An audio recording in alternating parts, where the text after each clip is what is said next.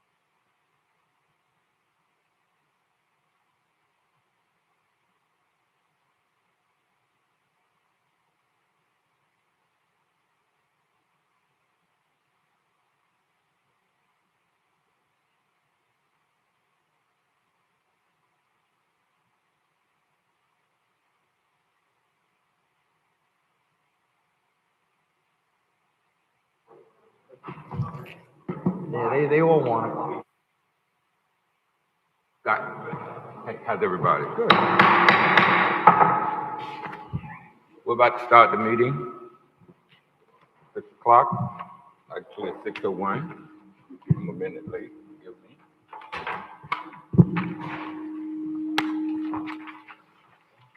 The first item that we have is the roll call. Chair Guyton, Here. Vice Chair Spiritus, Here?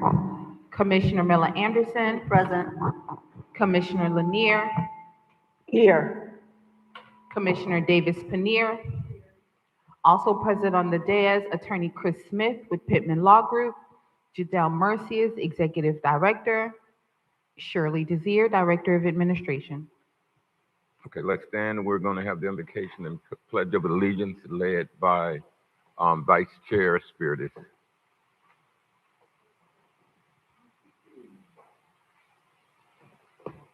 Allegiance to the flag of the United States of America and to the republic for which it stands, one nation, under God, indivisible, with liberty and justice for all.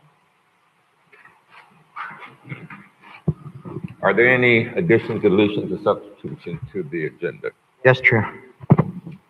Vice Chair Spiritus. I'd like to add the lease agreement with Raftiki for discussion purposes. Okay, let's see where, for discussion purposes, so that you want it under discussion, Yes. that'll be 6B.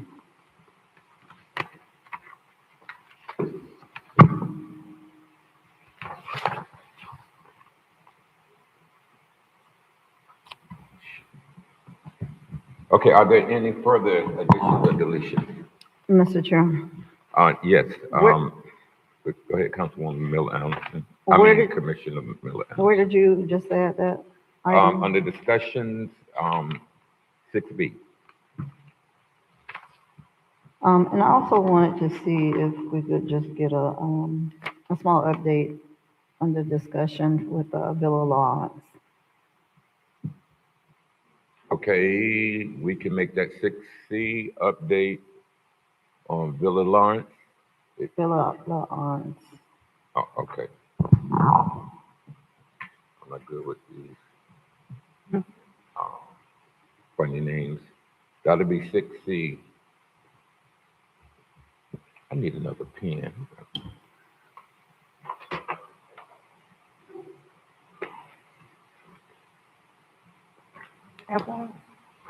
Thank you. Oh, yeah, that's it. Okay, are there any further additions, deletions, or substitutions? Seeing none, I entertain a motion to approve the agenda as amended.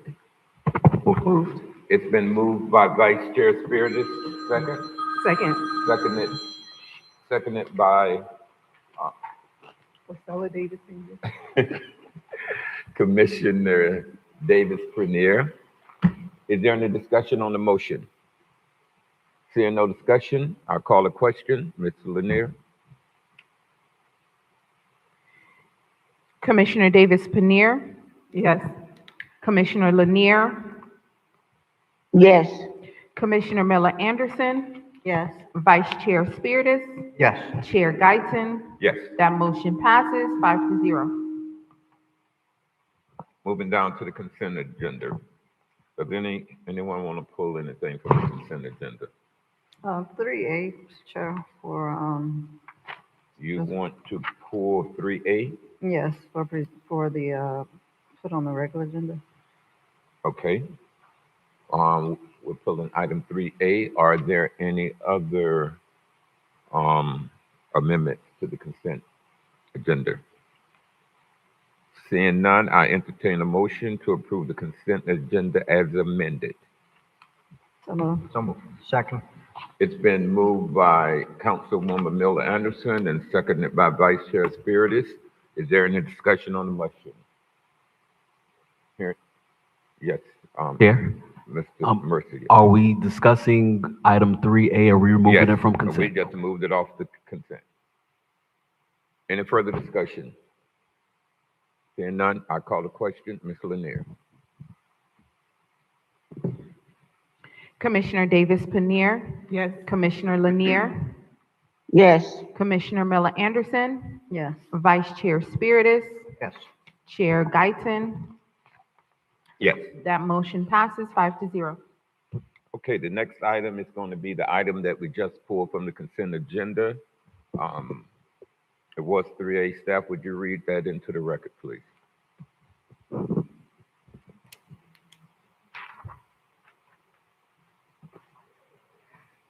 Resolution number 2026-07 of the Board of Commissioners of the Revere Beach Community Redevelopment Agency authorizing a piggyback agreement with Centurion Security Group LLC for armed security services utilizing the City of Revere Beach competitively awarded contract number 1173-RFP-25-3, providing an effective date. Mr. Chair, we have no comment cards for this item. Okay, thank you. I entertain a motion for approval. So moved. It's been moved by Vice Chair Spiritus. Is there a second? Second. Seconded by Councilwoman Miller Anderson. On discussion, staff, give us a summary of what's going on here. Thank you, Chair, and good evening. This resolution is, for the most part, the CRA is looking to piggyback off of the city's current contract with Centurion Security Group, LLC, when we move into our space for Found Care. That contract, I believe, is up early next year, 2027. Once this contract is up in early 2027, we will then go back to the board to ask them in regards to what our security services will look like for that Found Care space. This again is a piggyback contract of the current security agreement that Centurion Centurion Security Group is with the city. Councilwoman Miller Anderson, you pulled it. Do you have any further questions or discussion? Yes, I just want to, for the public's knowledge as to what it was that we were doing, but also, was there a reason why we didn't put our own out? The chair, the proximity of the fact that we're moving in between, we're moving in with our infrastructure right now within that office space, and we're looking to move in, I believe, in either September or October. We made the decision to piggyback with the city to find a like-minded firm with government services that has experience with government services instead of going through this traditional solicitation route. Knowing that this contract would end early next year, that gives us enough time to build our own scope for our own office services. Right. Thank you. Any further questions, No. Councilwoman Miller Anderson? No. Any further comments on the dais? Seeing none, I call a question. Mr. Veer. Commissioner Davis Paneer. Yes. Commissioner Lanier. Yes. Commissioner Miller Anderson. Yes. Vice Chair Spiritus. Yes. Chair Guyton. Yes. That vote passes 5-0. Thank you very much. We're moving on to presentations. The first one is 5A. The Riviera. 5A, presentation of the Riviera Beach CRA and Riviera Beach CDE financial audit for fiscal year 2025. The acceptance of public comment cards are now closed. Mr. Chair, we have no comment cards. Thank you. Staff. Chair, thank you again. We would like, as we do every quarter, to present to you a somewhat of, I guess, a presentation of what our Clean and Safe team has been doing throughout the Marina Village space, along with other pertinent areas within our CRA. Excuse me, I'm sorry about that. We're talking about the audit, my fault. Yes. Item 5A, not 5B, excuse me. We are, sorry about that. 5A. Is there anyone here from HCT? Yes, it is. Staff, do you Chair, want- my apologies. I have an old copy of the agenda, so I'm looking at the wrong item in order. Okay. My apologies, sir. 5A is the fiscal year 2025 RBCRA and RBCD financial audit. And at this time, I'd like to move forward to our accounting firm, HCT, who will give this presentation. Thank you. Okay, HCT, take it away. Yes, good afternoon to the commissioners, elected officials for the CRA. My name is Roderick Harvey, partner with HCT. We have performed the audit for the Riviera Beach CRA. There's a presentation that is available. We also have the audit reports, which is in your agenda package. We performed our audit to express an opinion on the financial statements taken as a whole. We also reviewed the internal control environment. We do not express an opinion on the control environment, although if things come to our attention, we are obligated to tell you as the elected officials if there's any weaknesses or material differences. As relates to reporting, we perform our audit in accordance with GAS, generally accepted auditing standards, to ensure that the CRA is maintaining its books and records in accordance with GAAP, generally accepted accounting principles. We want to spend some time on some of the numbers. Capital assets for the year ended September 30, 2025, 25.5 million. Next slide, please. Compared to the 24 year, 25.9 million. We tested a sample of transactions and tested those transactions for completeness, accuracy, and the presentation of that asset. Long-term liabilities, again, this is for September 30, 2025, 24.3 million as compared to 26.9 for the same period, 24. Revenues, remained very stable, 13.6 million for the 25 fiscal year as compared to 12.8 million for 24. Expenses for the 2-year period, 25, 10.5 million as compared to 8.9 million. Next slide, please. We have performed our audit again for the period September 30, 2025. We performed our audit in accordance with the engagement letter, which is dated February 3rd of 26. Our audit is complete and we have issued an unmodified or clean opinion on the financial statements with an audit report date of May 19th, 2026. Next slide, please. Board Chair, if you will allow, we will answer any questions regarding the CRA at this time. Chair? Vice Chair Spiritus. Yes, so I was reading your audit report, and I noticed a substantial amount of money in there in the fund balance. I think you had $5 million plus. Is that correct? Yes, sir. Okay, has that money, this will go, I guess, to our executive director, Merzius. Was that money budgeted in the 26 budget? Or is it still sitting in the fund balance? It's still sitting in that fund balance. Okay, so these are unencumbered funds that the CRA board can budget. Yes, yes, sir. Okay, thank you. Thank you, Vice Chair Spiritus. Are there any further questions or comments? Are there any public comment cards? Mr. Chair, there are no comment cards for this item. Thank you. Mr. Harvey, Yes, sir. Do you have any closing comments? No closing comments. We would also like to perform a quick presentation on the CDE as it rolls into the CRA if there's time for that. The CBE? CDE, Riviera Beach CDE. CDE. Okay, 5 minutes. Yes, sir. Good day, everybody. We have performed the audit for the Riviera Beach CDE. We have performed our audit in accordance with GAS. We look at the audit procedures to issue our opinion. We review the internal control environment. Should anything come to our attention, whether it be a material weakness or significant deficiency, we will advise the board, the electeds of that via writing. Next slide, please. The CDE, we will talk about it again as relates to the September 30, 25 period. Expenses 26,000. It's not millions, as compared to 23,000. Cash balance at year end 218,000 compared to 274,000. And net assets, you can see for the period 25, 192,000 versus 218,000. We have performed our audit. Next slide, please. Wait, excuse me, Mr. Harvey. Yep. We're using acronyms. You said the CDE. For the public, please break that acronym down and what entity you are actually discussing right now. Okay, yes, sir. So the Riviera Beach CDE, the Community Development Enterprise entity, is the CDE. It is a subcomponent of the CRA. I'm sorry? The CDE is a subcomponent.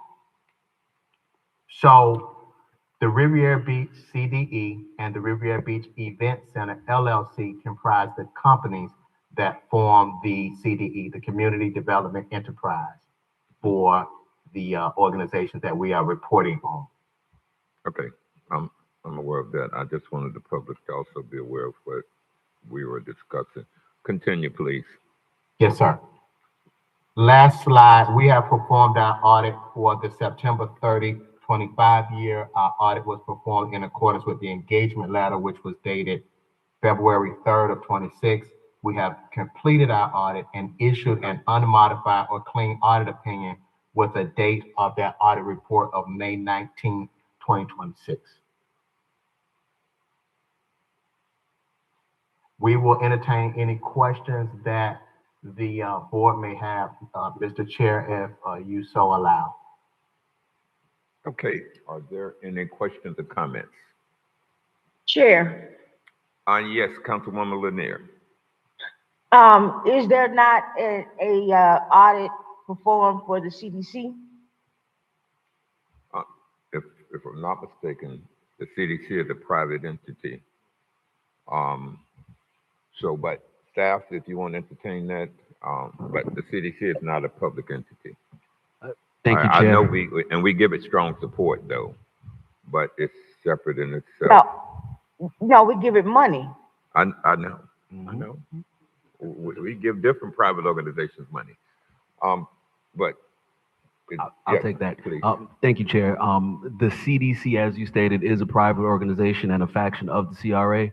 Although we do give it, the agency or the organization funds for housing programs, we do not perform annual audits. Our annual audits given to us. I think we have the executive director in the audience, Ms. Jenkins. Would you like to entertain that question for us, please?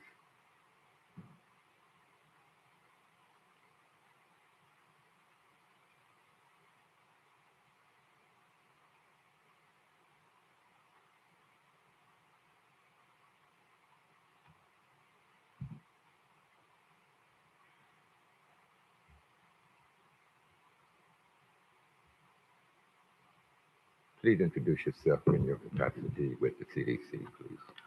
Good evening, Commissioner Guyton. Anita Jenkins, Executive Director of the CDC. Yes, we do perform annual audits, and yes, the audits are provided. And I guess she wants to know, do you provide them to the CRA? Does the CRA get a copy? Yes. Okay. Chair, Yes. I have not received a CDC audit as of this year. I have requested for specific items within the CDC budget and different items through writing and via correspondence, and I have not received those specific items You said for this year, for this current fiscal year, yes. but you have received them in the past. I have received them in the past, but for this fiscal year specifically, as we go through the budget process, and there are some items that have been requested in terms of fiscal dollars, I have requested a specific audit. I haven't received those. Okay. May I clarify, Yes, absolutely. Chair? We're in a current fiscal year. Audits are done after the fiscal year closes. Understood. So And- we do. and go ahead, Ms. Councilwoman Lanier. So we do have an audit for 2025. Five. The 2025 is in process. We anticipate that in the next 30 to 45 days. We do have an auditor that is engaged that was procured through a solicitation process. We do have audits for previous years, and each year I'm happy to say that our audits were clean. Chair? Vice Chair Spirit is, and I know who she is, but I would like for her to introduce herself in her capacity with the CDC, Ms. Beckton, and then Vice Chair Spirit is. Would you introduce yourself? You're standing there. Ms. Beckton, you. Good evening. Good evening. Yeah, I'm Cynthia Beckton, and I have been on the CDC board. This is Councilperson Spirit, as you will recall that. I was here, and as a matter of fact, I have a comment card but I'll say it now, that in addition to being on the board, it now is, I've moved to the position of chair. So I just simply wanted to introduce myself. But I can assure you that the CDC board has approved audits in each period, in each year. But if there is a specific financial question as it relates to that, we can certainly, bring this to either the executive board or we can deal with it as a board in total. If I get those particular questions, we'll be happy to address them. Okay, thank you. No problem at all. We're not going to start Right here. To put a period to it, I'll reach out to Ms. Beckton to see Okay. if we can get some of those financials, budgetary items that we've been asking for quite some time, not specifically an audit, but expense report of what Okay. has been spent throughout the year thus far. All right. Thank you, Ms. Beckton. Vice Chair Spirit. Second, congratulations on your position as chair. Well deserved, and I did enjoy working with you when I was on the CDC board. Thank you. My question is pretty simple. I think this will resolve it. What is your fiscal year? Our fiscal year is October 1 to September 30th. Okay, thank you. Mr. Lanier, do you have any further questions? No, I'm just wanting to know, when do they anticipate September 2025 ended 6 months ago, and just trying to see when we'll get a copy of the uh, audit report for 2025. Okay. Thank you for your question. Thank you, ladies. Okay, Mr. Harvey, I think that audit presentation rolled into a question about the CDC audit. So, Mr. Harvey, thank you for your presentations. Greatly appreciate it. Thank you, sir. We're going to move to the next item, 5B. Thank you, Mr. Harvey. Thank you, Chair. 5B is the quarterly presentation. I have Major Meyer, along with our other CRA officers, to present to you all our quarterly presentation. Thank you, Major. Mr. Chair, Yes, Councilwoman Miller Anderson. don't we normally do a vote or to accept the audit? Well, it was just at the presentation. But We don't need to officially accept it? Chair? Wait, let me, 1 second. Mr. Attorney, do we legally have to take a vote to accept the audit? Not legally have to do one, but you normally do accept it as a protocol, but there's no legal reason that you have to accept the audit. Okay. Not a problem. I entertain a motion to accept the audit as presented. Second. No, I need a motion first. Oh, I thought you were making the motion. Okay. No, I'm not making the motion. You can make the motion. Ms. Miller Anderson, will somebody make a motion? I mean, I don't have a problem with that. I'm just trying to figure out what y'all doing, but we can do a motion to accept the CRA financial audit 2024-2025 financial audit, and the CDE FY 2024-2025 financial audit reports. Thank you. It's been moved by Councilwoman Miller Anderson. I need a second to accept the audit and the CDE presentation. Second. Seconded by Ms. Lanier. Commissioner Lanier. Is there any discussion on the motion? Hearing none, I call the question. Ms. Desir. Commissioner Davis Panir, Commissioner Lanier, Yes. Commissioner Miller Anderson, Yes. Vice Chair Spiritus, Yes. Chair Guyton. Yes. That vote passes 5-0. Okay, 5B. 5B, presentation for the quarterly Clean and Safe Police Initiative. The acceptance of public comment cards are now closed. Mr. Chair, we have no comment cards. Thank you. Staff. Major Meyer? All right. Good evening, Good evening, Major. Chair Guyton and members of the board. We have a great presentation this evening. I also brought along our CRA team. I kind of wanted to do some introductions, but we'll hold that until we finish, and we can have some questions and answer sessions if you're interested. All right? All right, so this is going to be our Clean and Safe program report. This is going to cover the last 3 months. So some of the accomplishments we had. So we have the co-response model policing. That's where we do our initiatives, where we go out with integrated health, the healthcare district. We do our outreach for our homeless throughout the city, the unsheltered. We also did Coffee with a Cop, if you were able to attend that event up at the Ocean Walk Mall. We also had the Washington Elementary Career Day, the Safe Streets and Mobility Partnership, which we're actively working on now, the Law Enforcement Torch Run, our CEPTED officers, crime prevention through environmental design. That's where they assess properties and determine what safety enhancements we can make prior to implementation or the building of structures in the city. We had the FWC no unauthorized mooring phases 1 and 2, which are completed. That's out of a 3-phase program. The Soaring Through Service with the State Attorney's Office and Chief Coleman. That's with State Attorney Alexia Cox. The Code of Ordinance Assessment for the 500 block of West 4th Street. Municipal beach dune cleanup, where we got about 2 tons of debris that were collected. The youth and young adult job fair that we conducted here at the Event Center just a few weeks ago, where we had nearly 100 youth from 14 to 25 that came out for jobs. And we also had a yard makeover event in the CRA district over off of 9th Street. So we had some very significant accomplishments during this period of time. So the CRA District Yard Makeover. So this is a program where we teamed up with Bridges of Riviera Beach as well as Lowe's, and we selected a home in the city that was in need. So this home happened to be a single mom with her kids, and Lowe's came out with Bridges, and they donated a full yard makeover, which you can see in the pictures. And we have a commitment from them where they're willing to do this each month in the city. And this is a significant accomplishment. Officer Westcarth, you're going to see him behind you. He's actually in some of these pictures as well. We had the law enforcement torch run that we did. That's for Special Olympics of Palm Beach County. That was an event that this team also partake in. And you can see Officer Knight, who's sitting over here, and Officer Westcarth behind you is in that photo there as well.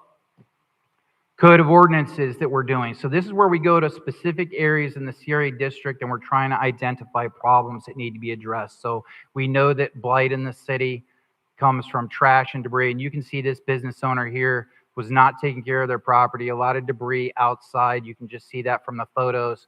We reach out to code compliance. We reach out to the property owner. And our goal is to gain compliance, right? That's what we want to see. We want to see our streets clean. We want to help the people that are in need, but we also hold people accountable if they're not doing the right thing.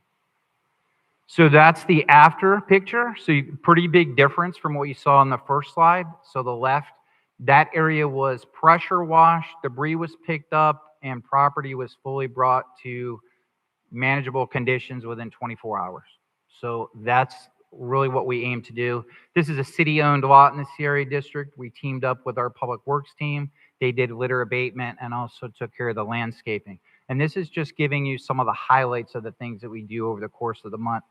This is the municipal beach dune cleanup. So we talked about that. So we don't take credit for this. Everything we do is partnerships, and I want people to really understand that. These are full partnerships with city departments. So Parks and Rec, we worked with them and we did full litter abatement at the beach. After they did the vegetation removal, a lot of things were more visible and more noticeable that you could actually see. So after that invasive vegetation was removed, we went in there with Parks and we did a full removal. And as you can see, a lot of debris was collected from that area. This is the community garden cleanup event that we were involved in. So that was the Greatest American Cleanup event. Myself, Officer Westcarth, you can see, you might recognize us in a couple of those slides there. We were a part of that program. We're in full partnership with CRA. So like I said, we're not here to take credit for the things that we did. I'm going to give the credit to this team that I have behind me, and we're going to talk about them in a few minutes. So some of the collaboration that we have. So integrated healthcare systems, I alluded to that a little bit earlier. They come out with us each Thursday and do homeless outreach in the city. We also work with St. Mary's Medical Center, the Mangonia Park Community Clinic, which is run by the healthcare district, VA Hospital, SWA Paint Your Heart Out. We have an initiative with them where we paint homes in the city. Unique Men of Riviera Beach, FP&L, Chick-fil-A, Bimbo Bakeries, which is here off of Australian Avenue, Pleasant Heights Baptist Church with Pastor Carter, Pepsi, Bridges of Riviera Beach, La Fagata, Buck's Coal Fired Pizza, Nev's Barbecue, Lowe's, and Christ Fellowship. We've got a program that we're putting together with Christ Fellowship for a painting initiative. We're going to be doing that in the month of July, and we're identifying about 12 homes that are going to receive painting in the city. We're still working on some of the logistics, so I don't want to spoil that, but these are a lot of the programs that we're putting together with this team behind me here. Some of the special operations we're doing. So the Operation No More phases 1 and 2, that's where we do intercoastal waterway enforcement operations with the FWC. This is actually, I've been told, such a great operation. They're looking at spearheading that throughout the state. This will be kind of the pilot. I don't want to spoil that. I'll let them kind of talk more about that at a later date, but awesome stuff coming with that. Washington Elementary School Career Day. The joint initiative with Parks and Rec, we talked about that for the Municipal Beach Dune Cleanup. The Youth and Young Adult Job Fair. just to set up this room alone, and we had a lot of help with the CRA team. We booked this venue. We had business partners all the way around this room, and we invited all of our children in the city, our young adults from ages 14 to 25. We wanted to provide them opportunities. Maybe they're out of school during the summer. Maybe they just graduated. Maybe they're in a point in life where they're needing some help and some guidance with employment. We wanted to bring that to them. So we brought a lot of our big corporations here in the city and small companies to provide resources and help for our young folks here in the city. Also, the Bridges and Lowe's yard makeover, we talked about that. The Soaring Through Service with Alexia Cox and the chief held here at this venue as well. The chief had a fitness event that was at Wells Recreation, and the 3rd annual Family Expo with C-Ron, and we held that just a few weeks ago. So that was another excellent event that we held. So our homeless and unsheltered population count, 2024 was 236, 2025 is 107, and 2026, the last count was 40. Now, homeless folks can be transient. They can travel through the city. These are folks that these are numbers and folks that we've identified that are actually here in the city of Riviera Beach. Even though homeless can be transient, we recognize that. Typically, folks are traveling through the city. A lot of times that you may see, they may be here for a day or two and then they leave shortly thereafter. We're focusing on anyone. So anyone that needs help, we're going to do that.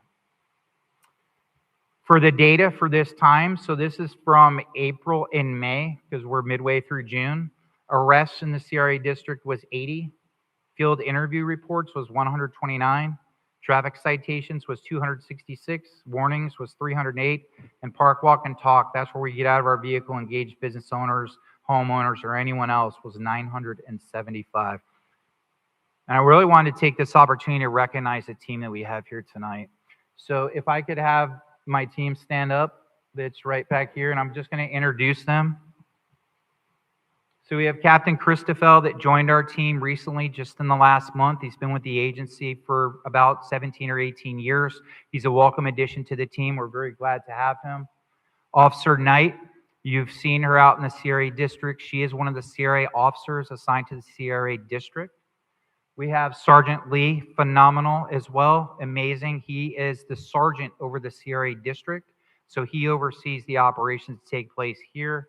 You'll also see Officer Wingate, new addition to the CRA district. She's worked for the city for just under 2 years, but she is a CRA officer assigned to this area. Behind you, you will see Officer Westcard. I give all of the credit to this team that is here. I come here.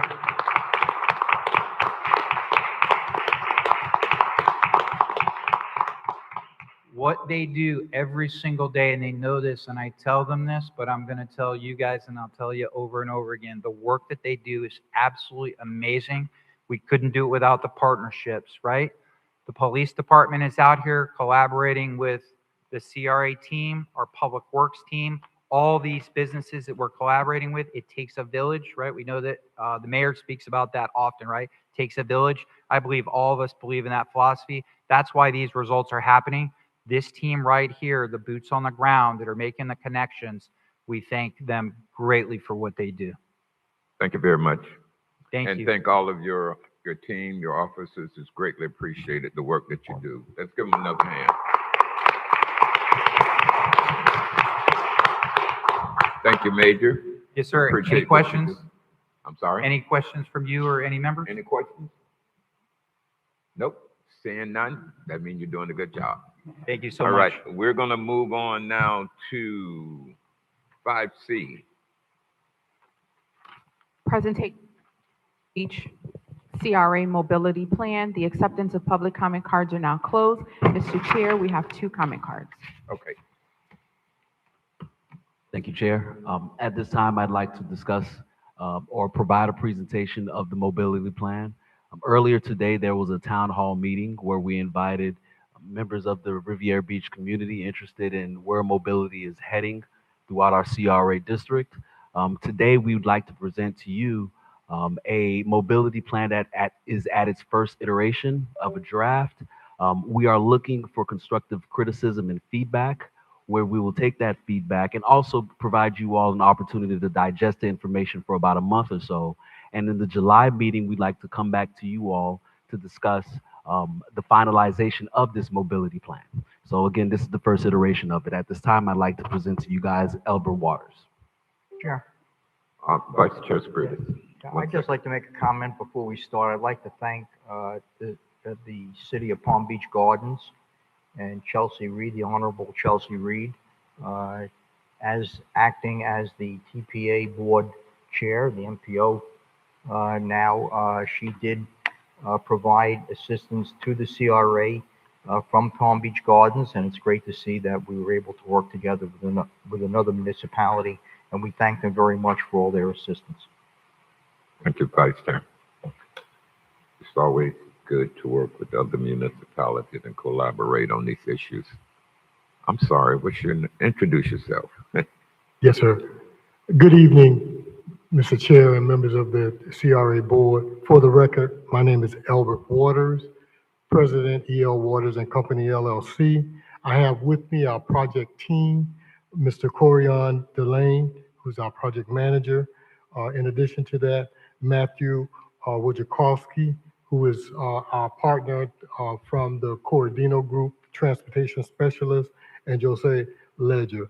Our team members will make the presentation, brief presentation to you as it relates to the mobility plan study that we have been engaged to prepare for this body. Thank you. Thank you. Take it away. Once again, greetings, greetings, Chair and the Honorable Board. Corian Delane, as a part of EL Waters, Principal of Oral Group. And I'm here with my partner, Matt Wojciechowski, with the Corradino Group to assist us on the transportation planning. What we're here to do today is provide you a high-level overview of the corridor mobility plan to provide you all the feedback from the residents, initial feedback from the board from previous conversations, as well as the analytics that we received based on our internal investigation, feedback we received from the county, from the state, and all the other information that we've had to pour into this to provide you all opportunities for residents and business owners to move in and out of the city equitably. So with that, is the presentation ready?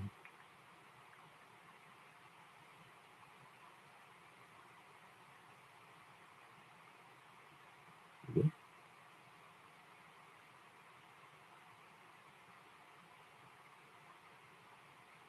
All right, next slide. Or should I use the clicker? Okay. All right, the purpose of today's presentation is to provide the draft mobility recommendations. What that is a high-level overview of the complete streets networks, a list of projects that the CRA can undertake, as well as a proposed first day option, which is looking at a proposed trolley circulator route in and out of the CRA and through the CRA.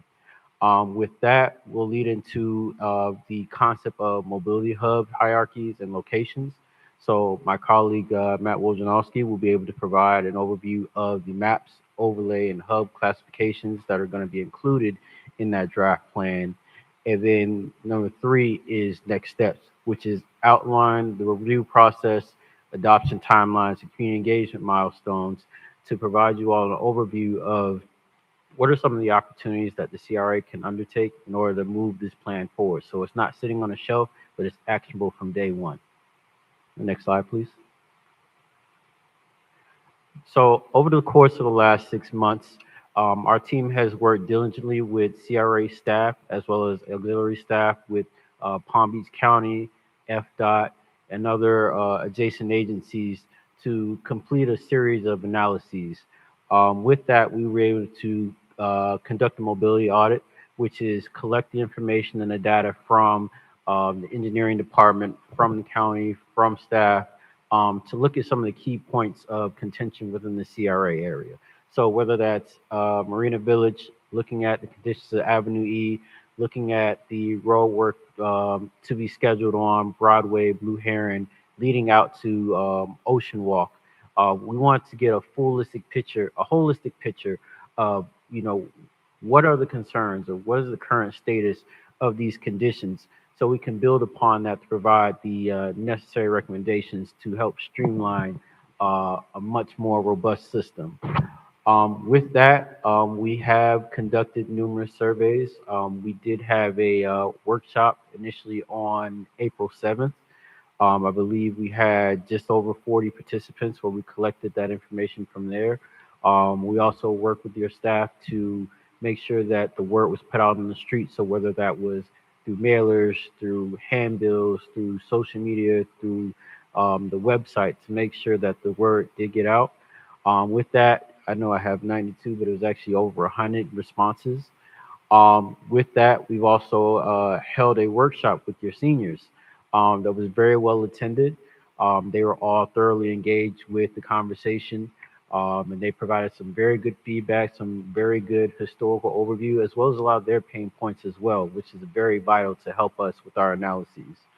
And with that, excuse me, we were able to compile everything and do a thorough technical analysis to create an identity for the CRA. So that's looking at the Complete Streets initiatives, which Matt will go more in depth later through this report, as well as looking at those enhancements for micromobility, transit options, and that first last mile connectivity to get not only just into the CRA area, but get around the CRA area in a more equitable fashion.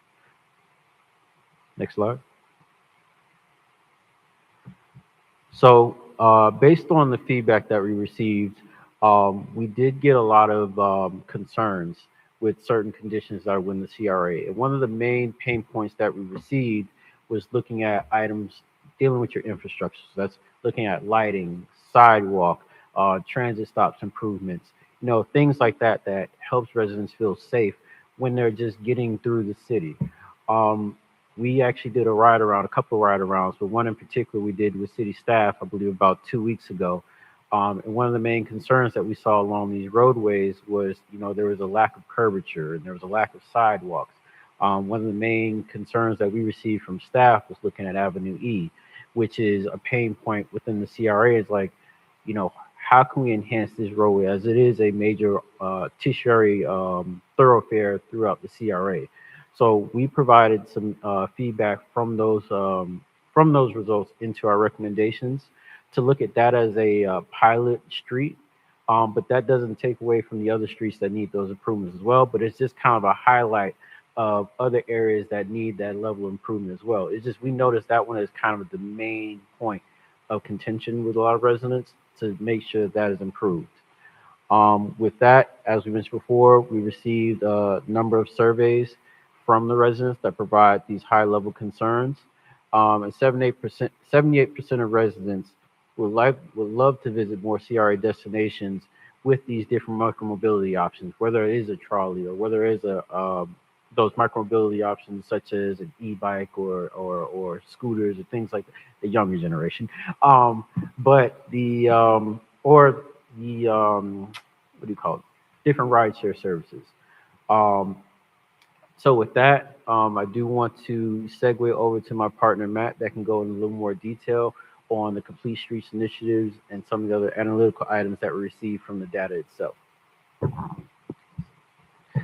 Thank you. Thank you. Matt Wojciechowski with Cordino Group. So next slide, please. So some of the items that we looked at when we dove into the traffic analysis was obviously looking at where the crashes, vehicular and pedestrian crashes are happening. Utilized crash history data from the previous 3 years along Broadway and Blue Heron to identify some stretches where there were hotspots or a higher percentage of accidents as compared to other sections of the roadway, and then dove into why the types of crashes that were occurring there and looked at design standards that could potentially address those. One example being Blue Heron east of Broadway, where there were a lot of head-on collisions in the left turn lane and a lot of collisions associated with that turn lane between Avenue H, kind of along that western segment there. So we looked at the design standards and recommendations for putting a median in, narrowing the lanes to the minimum FDOT width to try to calm traffic a little bit and provide less points of conflict for vehicles on vehicles and pedestrians on vehicles. So we looked at the high injury corridors and identified those hotspots. We also noted that there was a higher percentage of accidents at night as compared to the overall share of trips.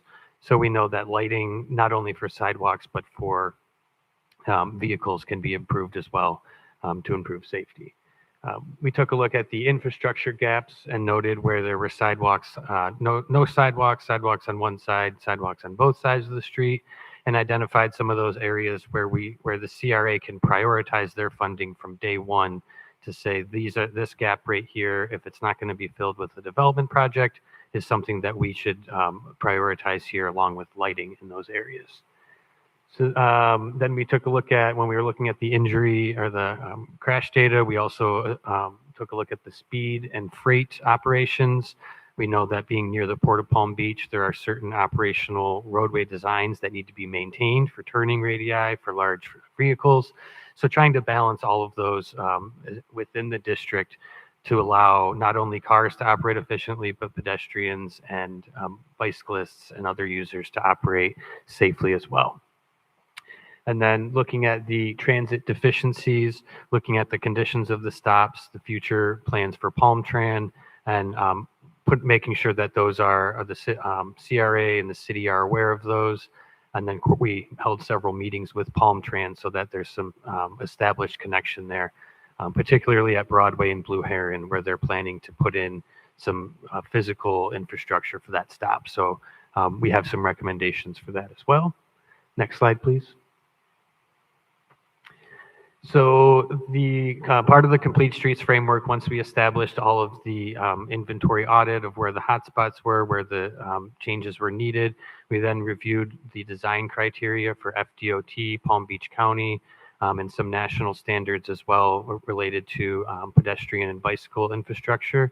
And we created a set of design guidelines to be applied within Riviera Beach and the streets here that also work with your zoning ordinance and what sidewalk widths that are required there. So those are all, that there's a technical portion of it that details the widths and the kind of those design elements. And then those are then applied to certain, a street hierarchy of complete streets that involve local streets, bike boulevards, pedestrian streets, and then the main corridors. So that allows the system to then be kind of laid out in that map you see to the right there. So that's one of the draft maps that we've developed to identify where projects could be located, and then that way you can start to layer the improvements within those projects. So we identified complete streets projects, and then one of the next slide, please. One of the key items that this is the project list. So within the Complete Streets plan, once we have our design criteria and we look at the roads that those can be applied to, we are recommending 17 different Complete Streets projects that will allow the system to begin to build out. There are roads in those areas now, but as improvements go in, we have some design recommendations for those street sections. We also took a look at the operations of intersections, Broadway and Blue Heron being one of them, and along the corridor. So we have some recommendations to improve safety on the state FDOT roads, as well as within the local network. We identified about 39 different projects that ranging from repainting crosswalks with high visibility paint to aligning at 90-degree angles and those types of things to achieve ADA compliance and a complete network. We identified some locations for mid-block crossings, again, along Broadway and Blue Heron, where there were high pedestrian crash rates, connecting residential to commercial or transit services. And then we have the 5 mobility hubs that were mentioned earlier in this presentation, which we have 3 different type of hubs we're looking at, Marina Village being kind of the major hub where multiple types of transit will come in, and then secondary and tertiary hubs located throughout where transit stops and high pedestrian activity areas are located, trying to concentrate those uses and provide people with a predictable and efficient transportation system.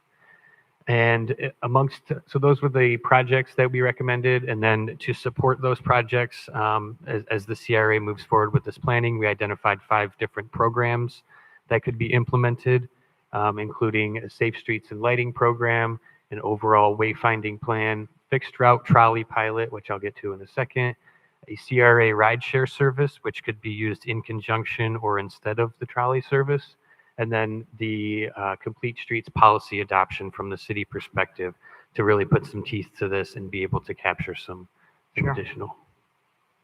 Vice Spirit. So I read recently that West Palm Beach was eliminating those small little free rides that they have in those little vehicles, those little electric vehicles. But they're replacing them with a minibus, not a trolley, a minibus. I've actually used those minibuses in other municipalities, and they work great. So, and they're city buses. They're not, not like a van type thing. Yeah. They're real city buses. I think you ought to look into that as well for our area. Absolutely. So the idea here is that we spend a lot more time focused on obviously the design of the stations and making sure that ADA boarding and seamless boarding can happen. But we spent a lot of time looking at the actual routes and the segments and the headways and the stops to make sure they're operating efficiently.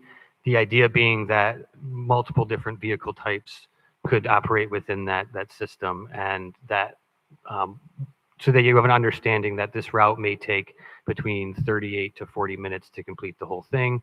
And then if there is a specific vehicle type, then that could be adjusted to that vehicle type. So I appreciate that feedback, and that's something we'll certainly look into. That West Palm is certainly one of the communities we look at when we look at pilot programs and things that they're working or not working. So, Chair, follow up. So I'm not sure. I mean, clearly this is a mobility plan for the CRA.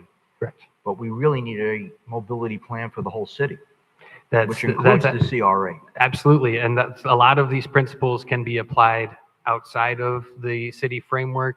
I know we're getting a little more into detail, but some of those complete streets types that I mentioned are directly related to the DOT classifications based on right-of-way width, traffic counts, so collectors, arterials, so that it could be replicated throughout the city if that were. So is your plan going to be looking at how to bring people into the CRA as well from outside the CRA? We do address the gateways that are in the plan. So the gateways at the corridors, and then one of the circulator routes, I believe it's the next slide if we want to go to that. No, there's the intersection improvements. We don't need to, I won't go through this one. This is just kind of shows you some of the technical analysis that was done. Next slide, please. The hubs, I talked about those. Next slide, please. So here's the trolley system. A little hard to see. It's actually very hard to see, I'm sorry. So we have 3 routes in there. There's a red route that essentially goes, we looked at the timing and the distance to go from City Hall to the Tri-Rail station, and then create a loop back to City Hall to kind of capture some of those industrial and those other workers in that area. We have a direct route that goes from Marina Village right to the Tri-Rail. So that one's about a 20-minute loop, I think, back and forth, which could be timed with the train arrivals and departures. And then we have the blue route kind of goes all throughout the CRA to take a look at providing people ways to get around the CRA. So we are considering and how to get people to the CRA and then how to get them around it. So those are all considered. Okay. Next slide, please. How many more slides do you have? Mr. Chair. A couple more. That's my last one. Yes, Councilwoman Miller. Question. So with the trolley going to the Tri-Rail, do you all have numbers as to how many people are leaving from Riviera Beach to go utilize the Tri-Rail? Are you able to gauge how many that could possibly be?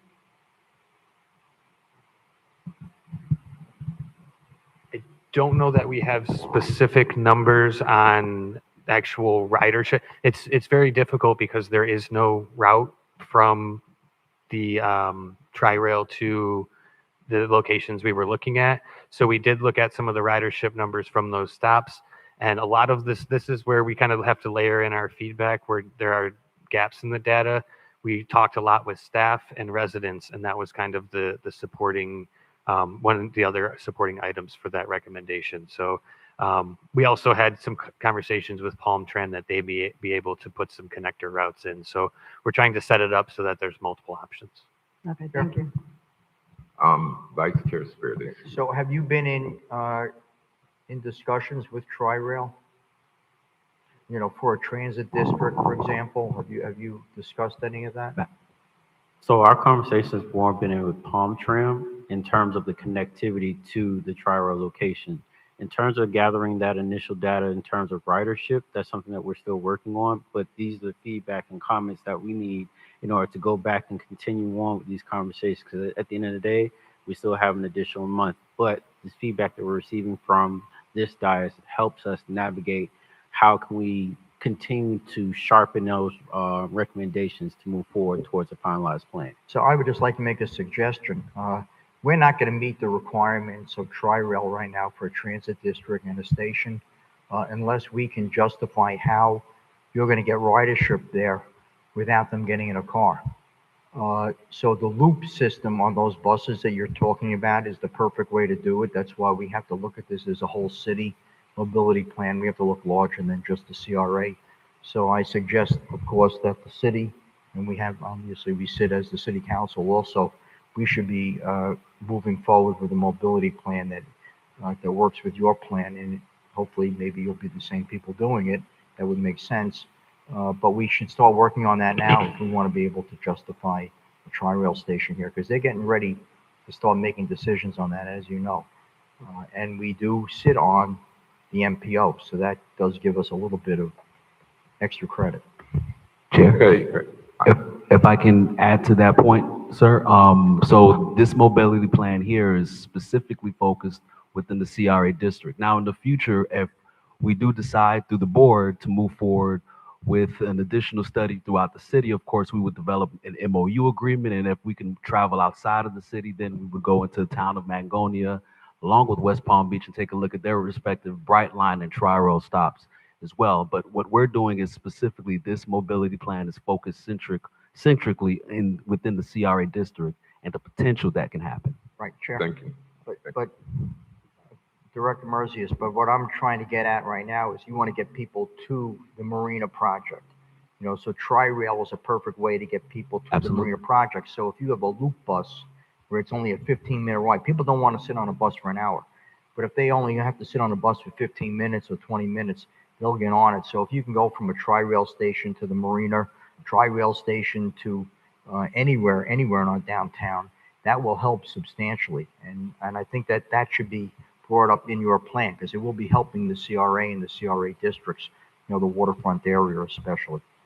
Okay, we have a couple of public comment cards. Mr. Chair, Yes. are they finished with the presentation? So I just want to just go a high level through the priorities, but I'm not going to go into detail. They are listed here for your perusal, and then we do have the report that we'll be providing to you all after this meeting. Okay. If it is the will of the board. Thank you very Well, much. Mr. Chair, there's one here about funding strategy.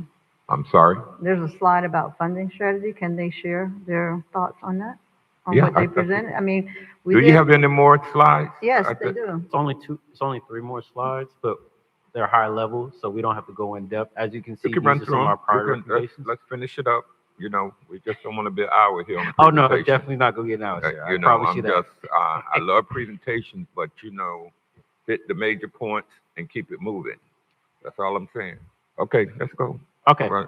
so I'm going to skim through these really quick. So, Mr. Chair, can they please not, I know we don't want them here all night long. Councilwoman Miller Anderson. Thank you, but they're getting paid, so I want Okay, them they're to do doing their it. You presentation. keep stopping them. No, you tell them to rush. I want No, them to make sure they do it the way they should be doing it and not skipping things over. Okay, Ms. Miller Anderson. Thank you. Please continue.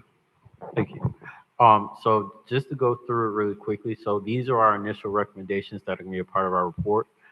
As we discussed, we are looking at something that is initiated from day one of this report being implemented, and that is looking at a circulator system to connect residents between the Tri-Rail and a key point within the CRA area, which will be either Marina Village or City Hall.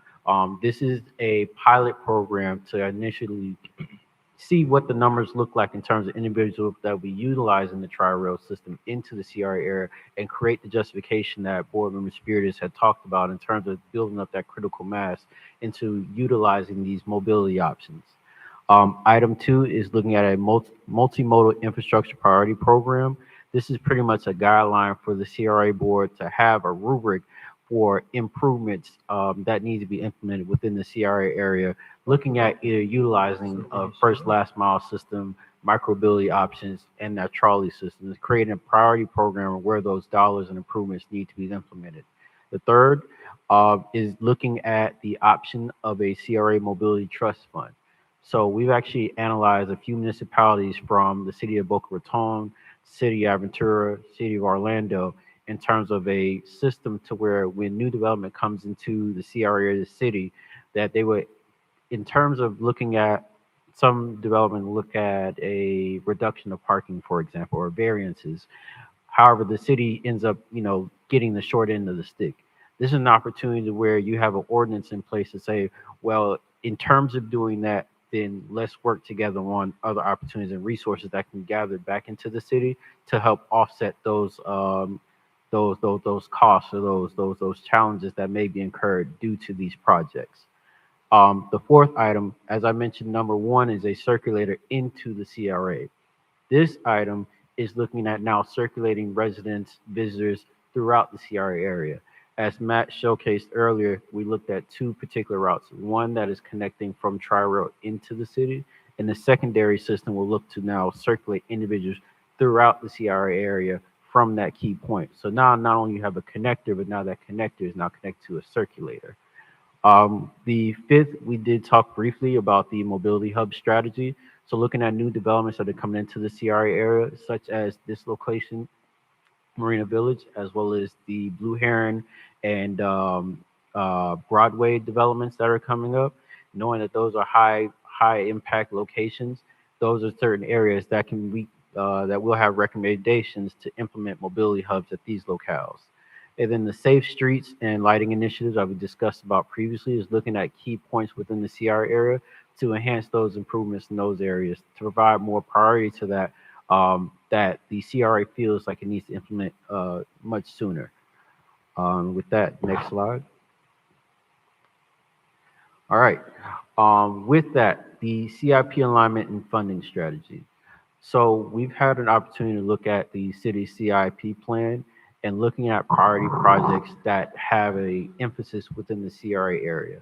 And the goal of this initiative is looking at what are those priority projects that are of need and where they are in terms of the totem pole within the CIP plan. Because unfortunately, oftentimes you'll find that there's projects that are more priority on the city side than there is on the CRA side.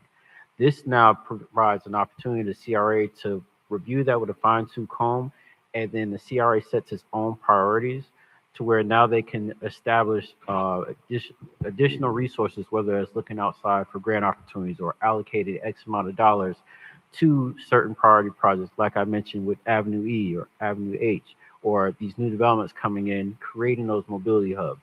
Instead of waiting for improvements, now the CRA can get in front of them and actually implement resources for those particular projects. Mr. Chair. Commissioner Miller Anderson. You had a number 6 through 10. I noticed it wasn't up here, but it's on the slides that is on the backup. I believe they were cut off. Are they able to go back and scroll down? I was interested definitely in the Avenue E that it talked about. Yes. Okay, you can leave it like that. Okay. Yes, so Avenue E, Streetscapes Phase 1. As I mentioned before, we've had a chance to review that locale, and there was a lot of improvements that are necessary. So looking at the CIP plan, basically that will help us gauge where that priority is for the CIP, but also looking at the CRA's resources and how does the CRA want to move forward with those improvements? And in Phase 1, we'll be looking at is there an improvement in terms of road infrastructure, looking at more curvature, more sidewalks, more lighting, and then phasing that out That way, those improvements are now more of a priority than secondary based off of other metrics that may be at play that are ahead of doing improvements on this particular street. But this is a pilot program for this particular avenue as we look at other areas throughout the CRA because we know that was a primary concern for residents and staff in terms of improving this particular avenue. Item number 8 is looking at, and this is more of a long range, but we've had conversations, very interesting conversations, at looking at implementing a blue waste transportation system. Within Broward County, they have a organization called the Water Taxi that moves individuals from locations throughout the county through a water taxi. They actually just implemented this within the city of Miami in a partnership with the city of Miami and the city of Miami Beach in terms of getting individuals out of their cars. The traffic down there, I mean, as you can imagine, is insane.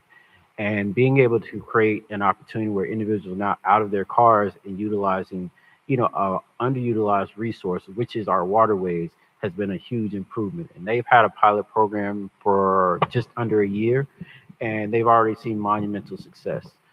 Riviera Beach in Palm Beach County would be the pilot program if that's something that the board would like to move forward on.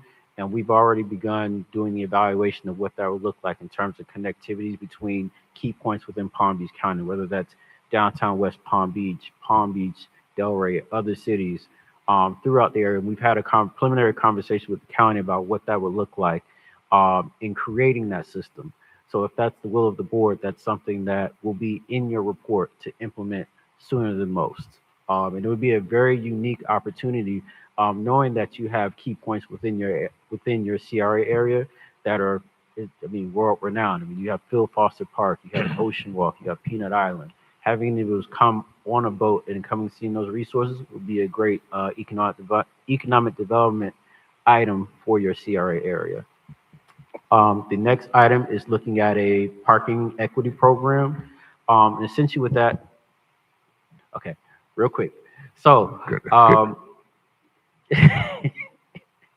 looking at that would create an opportunity where, as you have these ride share programs, you would have offset parking costs that the CRA can help pay for.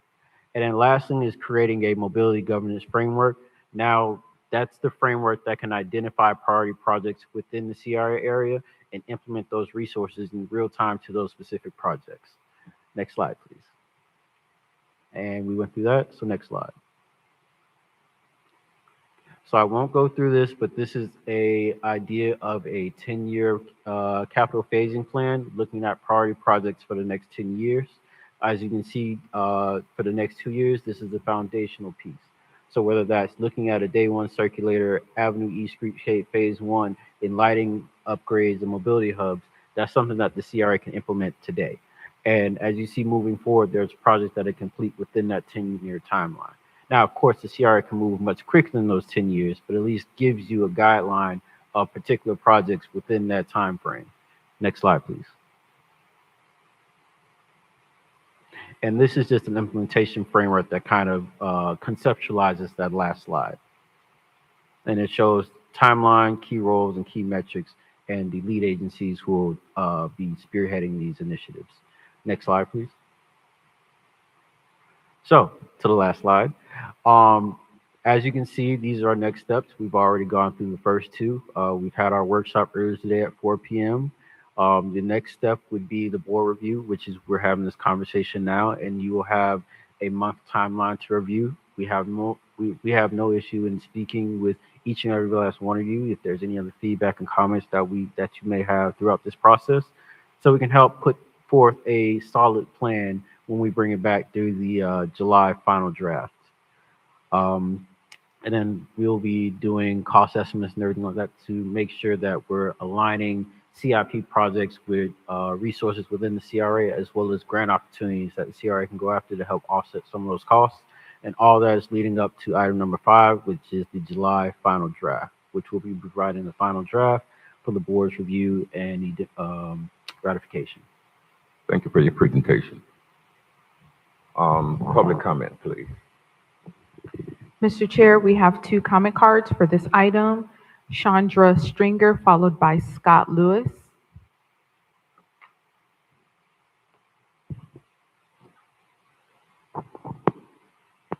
Good evening, Chandra Stringer, Riviera Beach, Florida.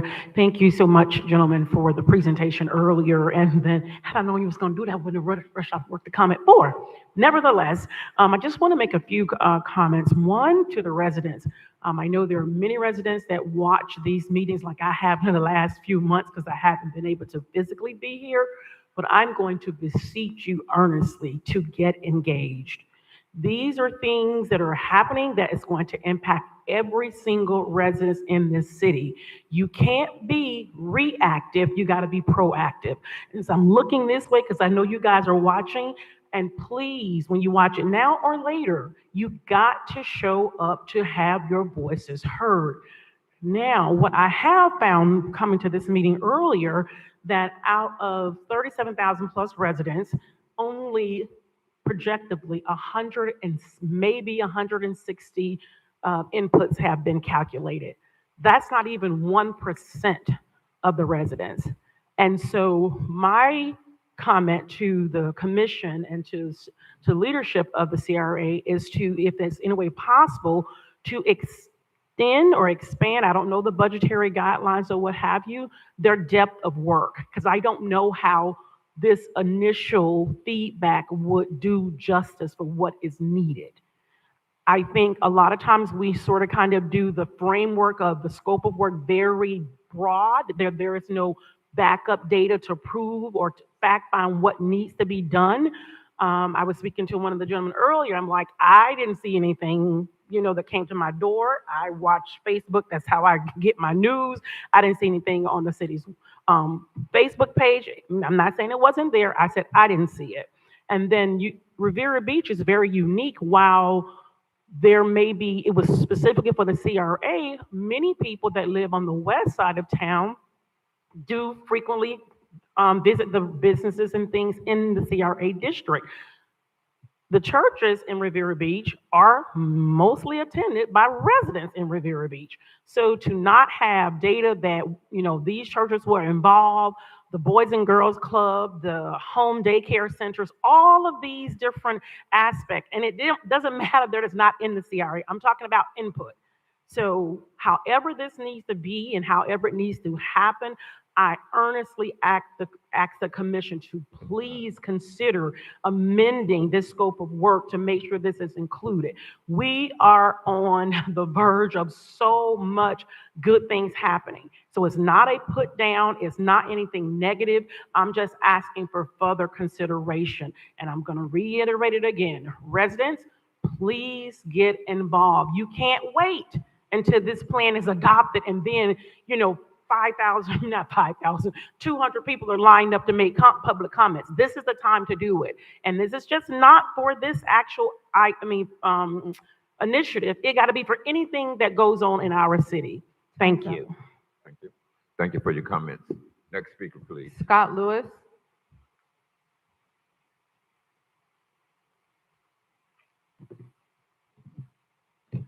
Scott Lewis, I'm the president of Lakeview Park Neighborhood Park Care Association. I heard the word insane. Mr. Chair, is the clock not working? The clock not working? Chair, the clock's not working, so we're keeping the time through our phones. Okay, well, we probably want Thank to let people know so they're not just looking and thinking they can just continue to run. Okay.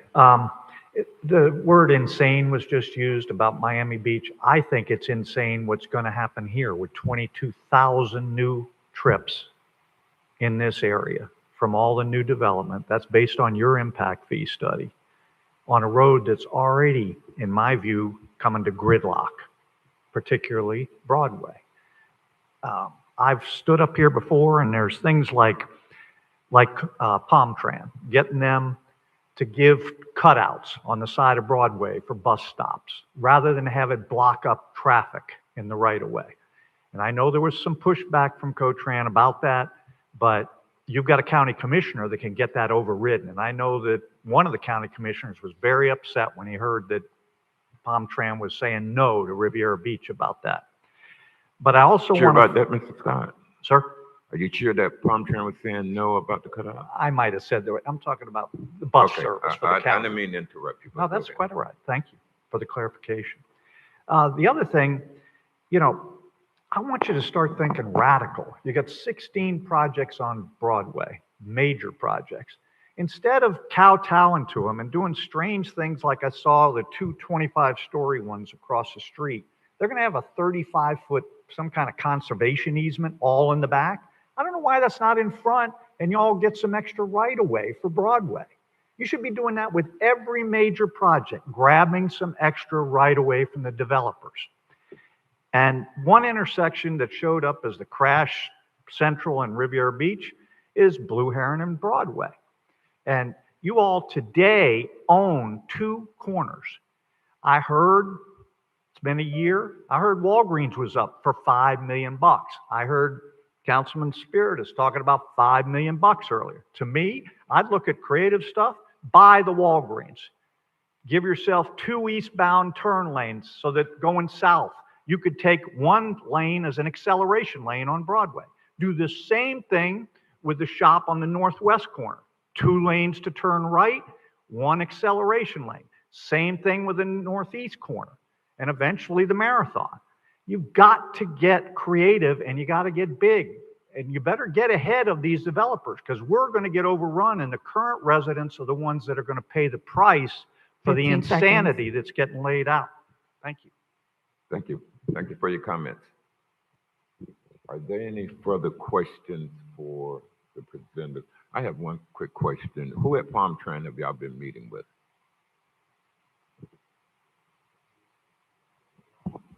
It's in our emails. I'm sorry. I'm sorry. It's in our emails. I'm sorry. I can't remember the name off the top of my head. How often do y'all meet with Palm Tran? We have had 3 meetings to date with Palm Trim. 3? Yes, sir. Okay.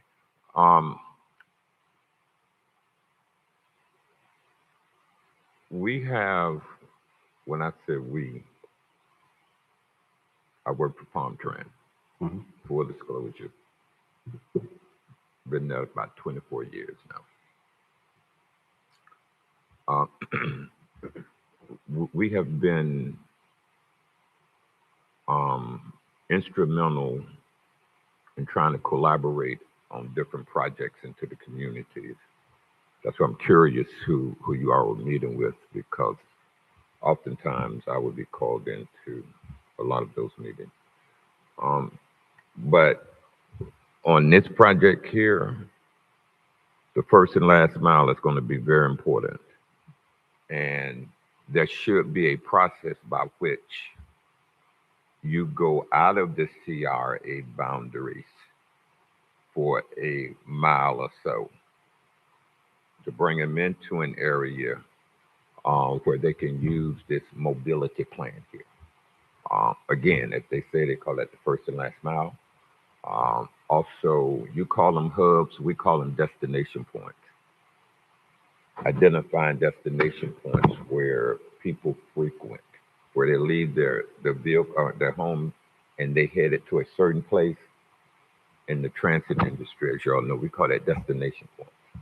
We need to hit all of the destination points within the CRA area. Those are my comments. Mr. Chair. Yes.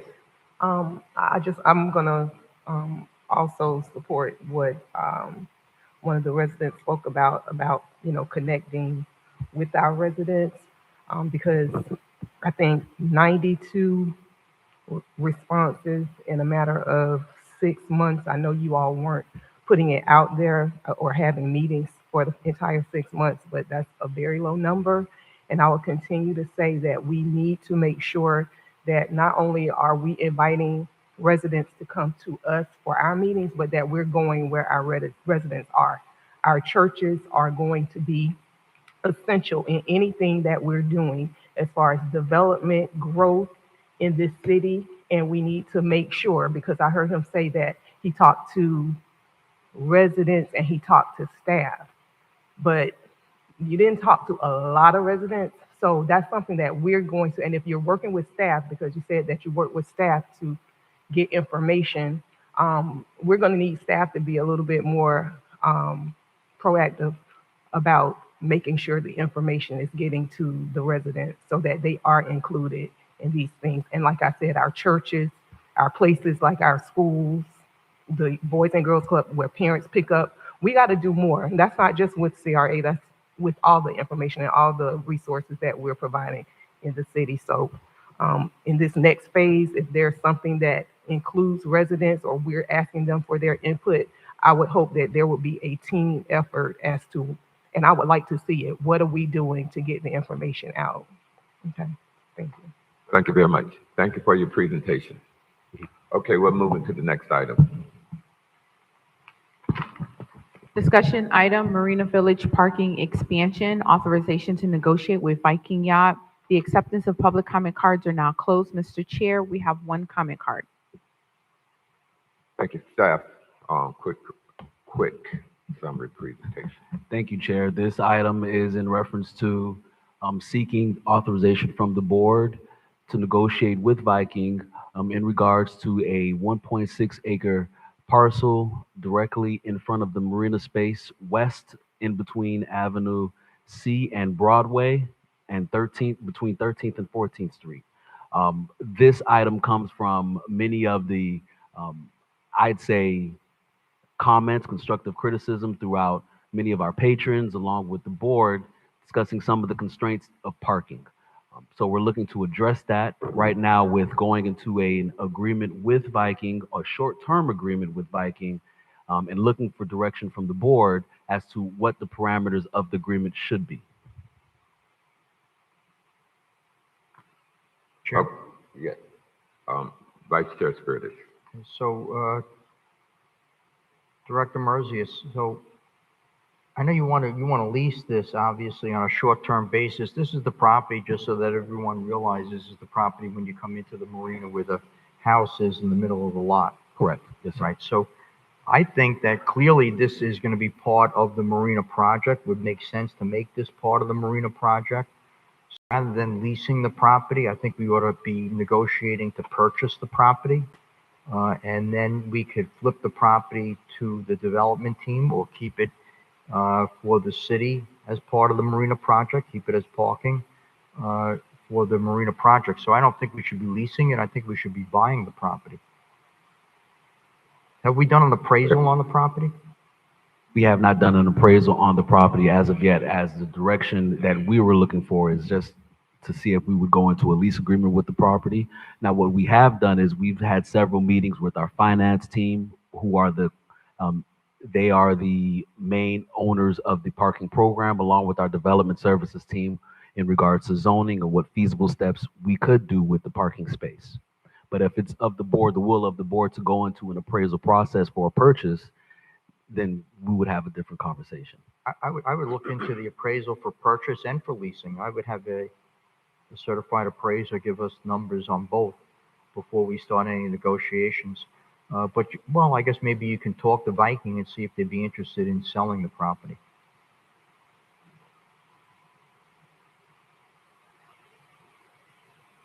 Yes, sir. Okay, and I support that too. You can look at both. Anytime though there is obvious development coming, the owner triples and quadruple their price of what they want to sell it for. So if they are talking a reasonable price, certainly, yes, I would be interested to know if they want to sell it. Did we have a public comment card? Mr. Chair, we have no comment cards. Okay, any further comments?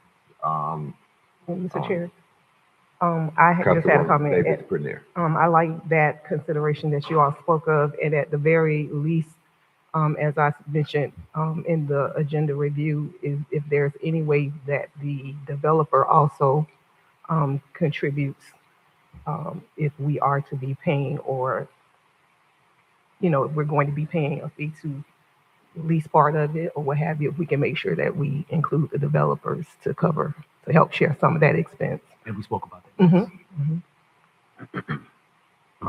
Councilwoman Miller Anderson, do you have any comments on whether we should start negotiations for lease and or purchase of that property? I support. Okay. You have your direction. Thank you. For both consideration. Okay, the next item was added by Vice Chair Spiritus on Rafiki Tiki lease. Right, Chair, so we had a meeting with the executive director and the city manager and the owner of Raptiki about a lease agreement that they have, or at least they believe they have, on the expansion of their property. You know that we authorized the staff to negotiate a lease and bring that lease back to us. Council did go back and legal counsel went back and looked at the record, and sure enough, I did say that no, we were not authorizing the staff to execute the agreement. We were authorizing them to negotiate an agreement and bring it back to the CRA board for approval and for the chair to execute the agreement, not the executive director. So we have an agreement here. So the question is for counsel, legal counsel. We have an agreement here that was executed by our executive director and by the property owner. Is this a legal lease if it was not authorized by the CRA board? In looking, let me give you an answer now, but I would ask of the chair and the council to give me a chance to give a more written one. But in the analysis that I've done based on earlier conversations, it would not be, because first, the lease that was done in 2016 was signed by the chair of the council, because there's a legal principle of apparent authority in which he could go by and say, well, the executive director signed it, so he had apparent authority, so I relied on that. But if you look at a prior lease in 2016, it was signed by the council chair. This lease wasn't signed by a council chair, it was signed by the executive director. So it would not, it's a legally defensible position to disallow this lease for two reasons. One, you requested the lease come back to you for final approval. And secondly, it wasn't signed by the council chair. So what I would ask and suggest is that I give a more legal opinion in writing to the council, and that it include options, and we have it on a future agenda, possibly with a new lease that the council chair must sign. But right now, we have a lease signed by the executive director, which wasn't contemplated by the council, and it hasn't been done that way in the past. Mr.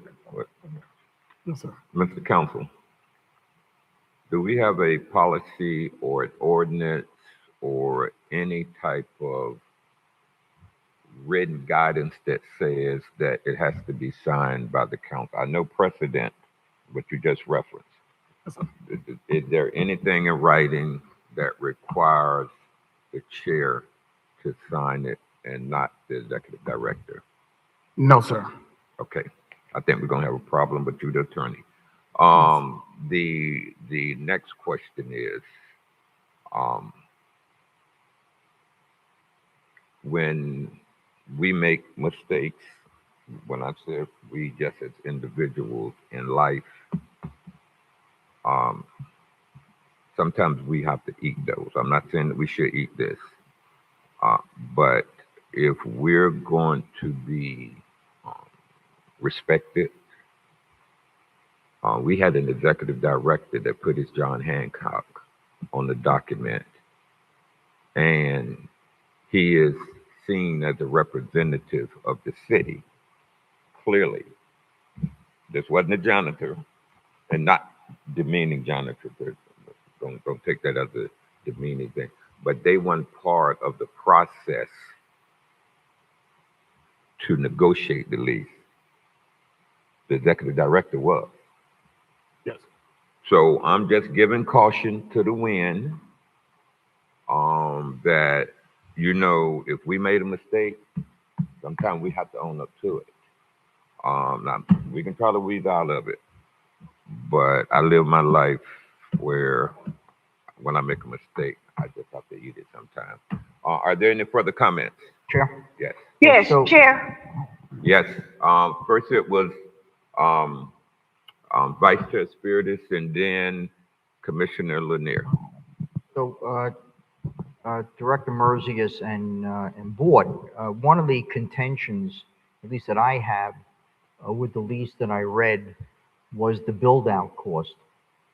In the lease that I have in front of me here, there is a build-out cost up to $900,000, not to exceed $900,000, which I believe is extraordinary in construction. You're almost building out the whole place for him, which is not what our intent was. Our intent was to put a floor in where there was sand, put a concrete floor in, give the air conditioning that a normal owner of a property would give to a tenant. Make sure the walls were done properly, make sure we meet the code for turning it over to a tenant, but not building out a full restaurant.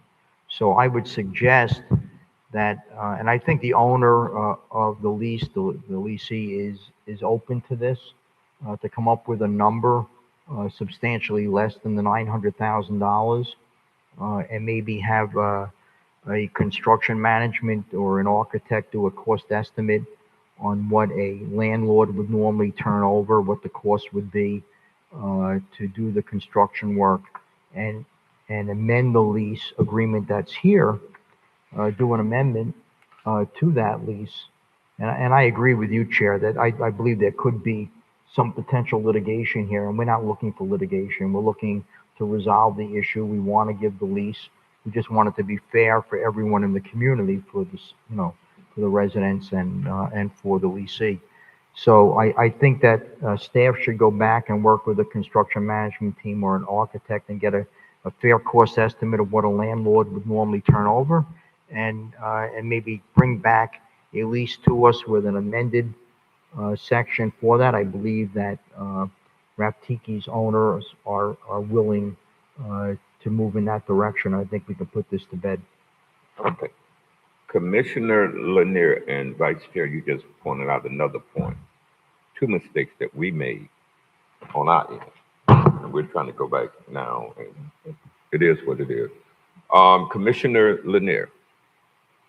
My question is, what prompted this? What prompted this conversation about Rafiki Tiki? Vice Chair Spirit has put it on the agenda. But why? Chair? You would have to ask. Yeah, I was asked to come to a meeting by the owner of Raptiki with the city manager and the executive director of the CRA to discuss the construction that was going on and the cost of the construction.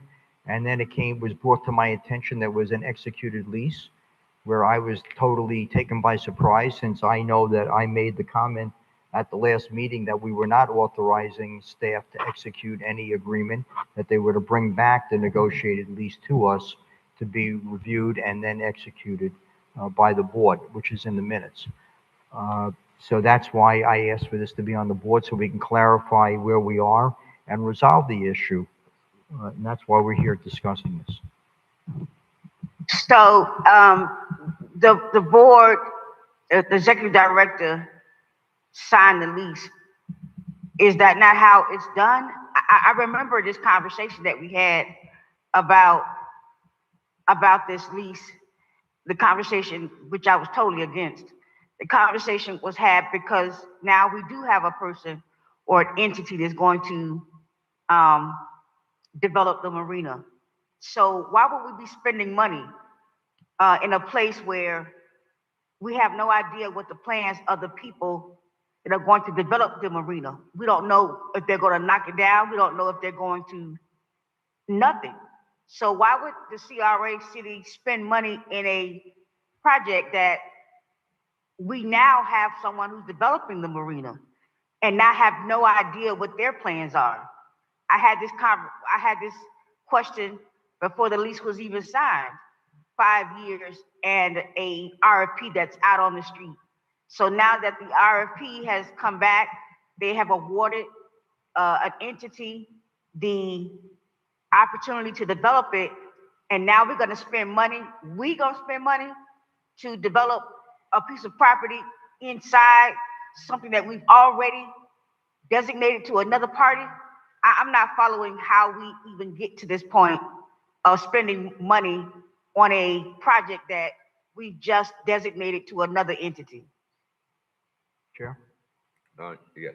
Okay, so, yes, we had this discussion, Commissioner, at that meeting, and that's why we put an exit ramp. We discussed having an exit ramp and a clawback of the funds in the agreement. We discussed that at the meeting, and that is in this agreement where the city and the owner would get back the money from the developer. Any money that was put in from this point on would be paid by the developers back to the city and to the leasee for any cost in order for them to move out of the building. And that was all the costs that they would be able to recover. So that is in the lease, and we discussed that, and that way it would not cost any taxpayer any money, or the city, CRA, or the owner of the business. They would all be reimbursed. Yeah, but you say that the lease with the Rafiki Tiki has this exit ramp.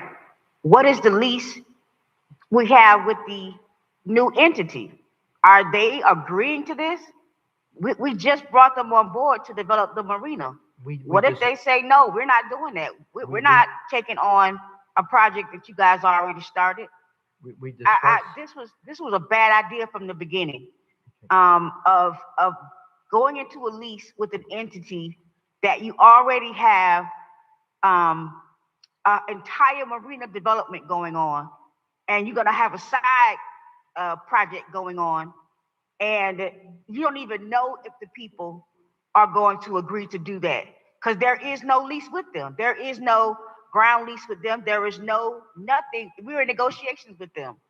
So why would you still go forward with spending money on a project that we haven't even got straight, that the people who are taking over the marina are going to reimburse? We hope they will reimburse it. We can put it in the contract, but they can say, no, we don't want to do that. That is why this is such ridiculousness in terms of doing business. It's not about who signed the lease. It's about the fact that you signed a lease for 5 years for a project that now you have a whole marina development going on, and you hoping that the marina developers are going to say, yeah, we'll give you your money back. So the whole deal is just stinks. And the whole deal is just something that is a waste of money, taxpayers' money, for something that we've already now set aside a whole project to do, a whole marina project to do. Now we got this one little piece in the inside that we're spending money on still, not knowing what the developers are going to do with that piece of property. It's ridiculous. Chair? I'm done. Okay. Vice Chair Spiritus. So we do know. And this is not too spiritus. This is not to you, spiritus, for you to answer. This is not for you. This is for the board in general. This is for the people who voted for this. This is for the votes that went to making sure that an entity got a 5-year lease on a piece of property that the city has now relegated to a developer, and in hopes that we can get our money back if we spend money in it. And why would we spend money in it? That's my question. But I just wanted to say that because from the very beginning, this was ridiculous in terms of the city just wasting money, CRA wasting money in this deal. But I digress. Thank you, Commissioner. Vice Chair Spiritus, are you done? Did you have further comment? Finish, Commissioner Lanier? For now. Okay. So now, as I said before, we're negotiating both contracts. We have total control over the site and the development there. The developer knows that this is a very small part of the project. The developer had no issue. We brought this up during the presentations to the developer. They had no issue with it. They know that they're going to have to pay in order to get them out of the lease. It's a small amount of money in comparison to the development of this entire project. This is the last part. We know exactly what they're doing. This is the site that was included in their, I guess I call it more of a conference center than a convention center. This is the site that they're going to be using for that. It's the last part of their project, so we would have a restaurant here for about 3-4 years while this project is being developed. We'll have a nicer restaurant and nicer services for the community during the development period and during that time. So we have the control with the developer's contract to get that money back and make sure that we get reimbursed and that the leasee gets reimbursed. And the leasee right now, we technically have control over this contract, but I know that he is willing to amend the contract.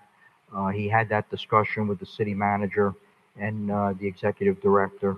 I know that he will amend the contract, and I think that everybody will be happy and better for that. The entire community will benefit from it, and the development will benefit from it. Oh, thank you for your comments. Are there any further comments on this item? Dr. Spiritus, what are you looking for from the board? Well, you brought this to I'm us. looking for the board to direct the executive director to negotiate with the leasee on the lease agreement, to do an amendment to the agreement, to come back and figure out what the price should be using independent architect to do a cost estimate on what a landlord would turn over to someone as vacant space to develop a restaurant, and not expect us to develop, obviously, the whole restaurant. So you can bring back those numbers to us with an amendment. You can work that out with the leasee, and then come back to us with an amendment on that agreement. Board, are you all okay with that? No, I'm not okay with it. And Chair, I just wanted to say that for Dr. Spiritus to say that it's a small amount of money, you can say that when it's not your money. This is taxpayers' money. Whatever amount it is, it should be looked at. Whatever amount that we spend should be looked at. Nothing is too small when it's taxpayers' money. So, number one, I still disagree with the fact that we're spending money in a location that may be bulldozed in 2 years. I don't know. We don't know. You said that the developers agreed to, to go along with this. There is nothing in writing that says that. So I still say it's a bad idea. Okay, so I heard 2 no's. Did you say no, Commissioner Miller Anderson? Yes, I said By no. going back to the table. And Commissioner Lanier, did you say no? I think hers was Yes, I said no. Okay, and I'm saying no. That is 3-2. Y'all going, what? Do y'all want to put y'all vote on the table? Well, Chair, it's Or not a we're vote, saying no really. to It's just- about going back and renegotiate something that we've already signed. Chair, the lease that you already signed authorizes us to spend up to $900,000 to rehabilitate that restaurant.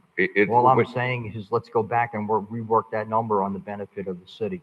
I know that the owner is willing to do that. So wouldn't that not make sense for us to do that? Dr. Spirits, who made that mistake? What? Who made that mistake? What was it? Was it the leasee? No, I have no idea who made that mistake. It was in the lease. Yeah, no, you guys agreed to it. We made a mistake. He's willing. You 3-2 agreed to that. Y'all agreed to that. Mm-hmm. Y'all agreed to the $900,000. We said that meaning me and my other colleagues said that no, that's too much money. You agreed to it. Now you're gonna go back and change it. Chair, we didn't agree to anything. We agreed to negotiate and bring back a lease for us to review and comment on, and then execute and authorize the execution. So we didn't agree to anything. Okay. That 900,000 was a part of that original conversation. We agreed that we would do a build out. I questioned whether we should do the build out, but we never put a number to the build out. The number ended up in the lease. There was that $900,000 was there in the very beginning. That was to build out the whole restaurant. Okay. We have 3 people saying at this time no to go back and renegotiate. So right now it's dead. So, Chair, I just want to make it clear that as far as I'm concerned, there's no lease. Okay, well, we have to wait for an opinion, I guess, from council. No, the council has to do what 3 people or more on this dais ask him to do. So, but council told us that it's his opinion that there's no lease. I understand that the council works for us. Yes, but he just told us that there's no I lease. know. Okay. All righty. Okay. It was 3-2 not to go back and negotiate. Right now, that's how it is. Moving to the next item, Commissioner Miller Anderson, the next item was yours. Did we have any public comment cards? Even if we didn't, it was added, they should have an opportunity to speak. You can come up and put a card in very quickly if you'd like to speak on this item. I think it's on my general, 7:30. Oh. Thank you. We'll go right to public comment. And where's my...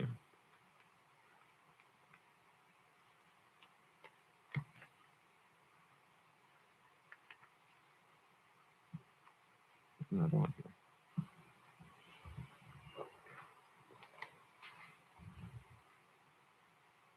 Okay, public comment should begin at 7:30 p.m. unless there is no further business of the CRA commissioners, which in the event is it shall begin sooner. In addition of an item, if the item is being considered at 7:30 p.m., then comment from the public shall begin immediately after the item has concluded. First public comment. Mr. Chair, we have 6 public comment cards. Cynthia Beckton, followed by Julie Botel.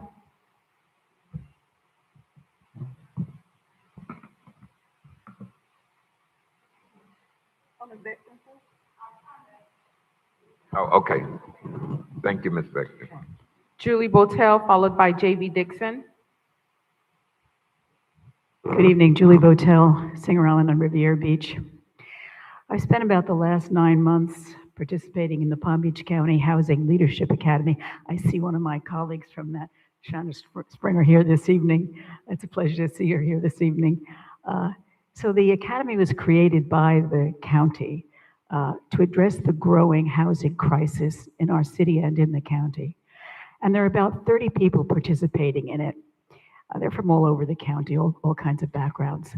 And we're each broken into small groups, taking a look at different aspects of housing in the county. And my little group is called YIGBY, and that stands for Yes in God's Backyard. I love the name. It's as opposed to NIMBY, you know. And what we're looking at in YIGBY is how churches and faith-based institutions can use unused property, that they might have an extra parking lot or some piece of unused property, and create affordable housing on that property. YIGBY helps them overcome zoning barriers, maybe reduces development costs and so on.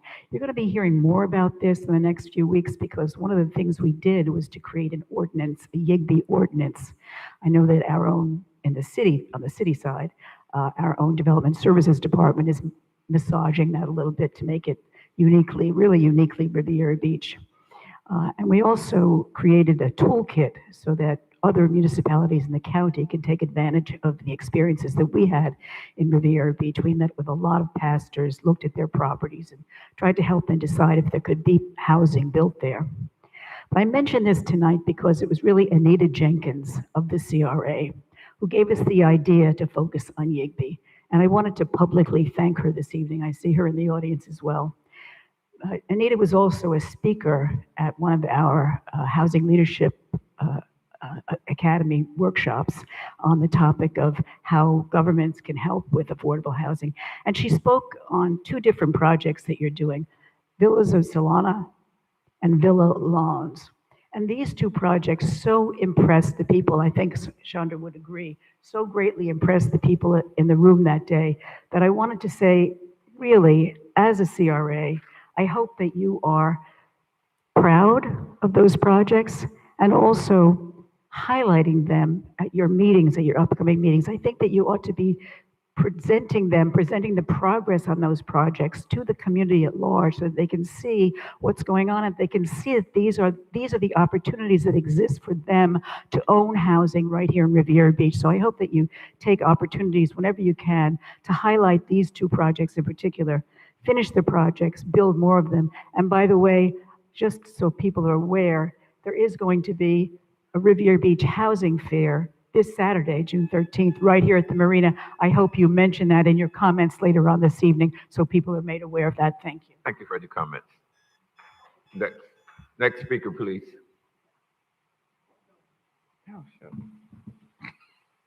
JB Dixon, followed by Tanya Rich.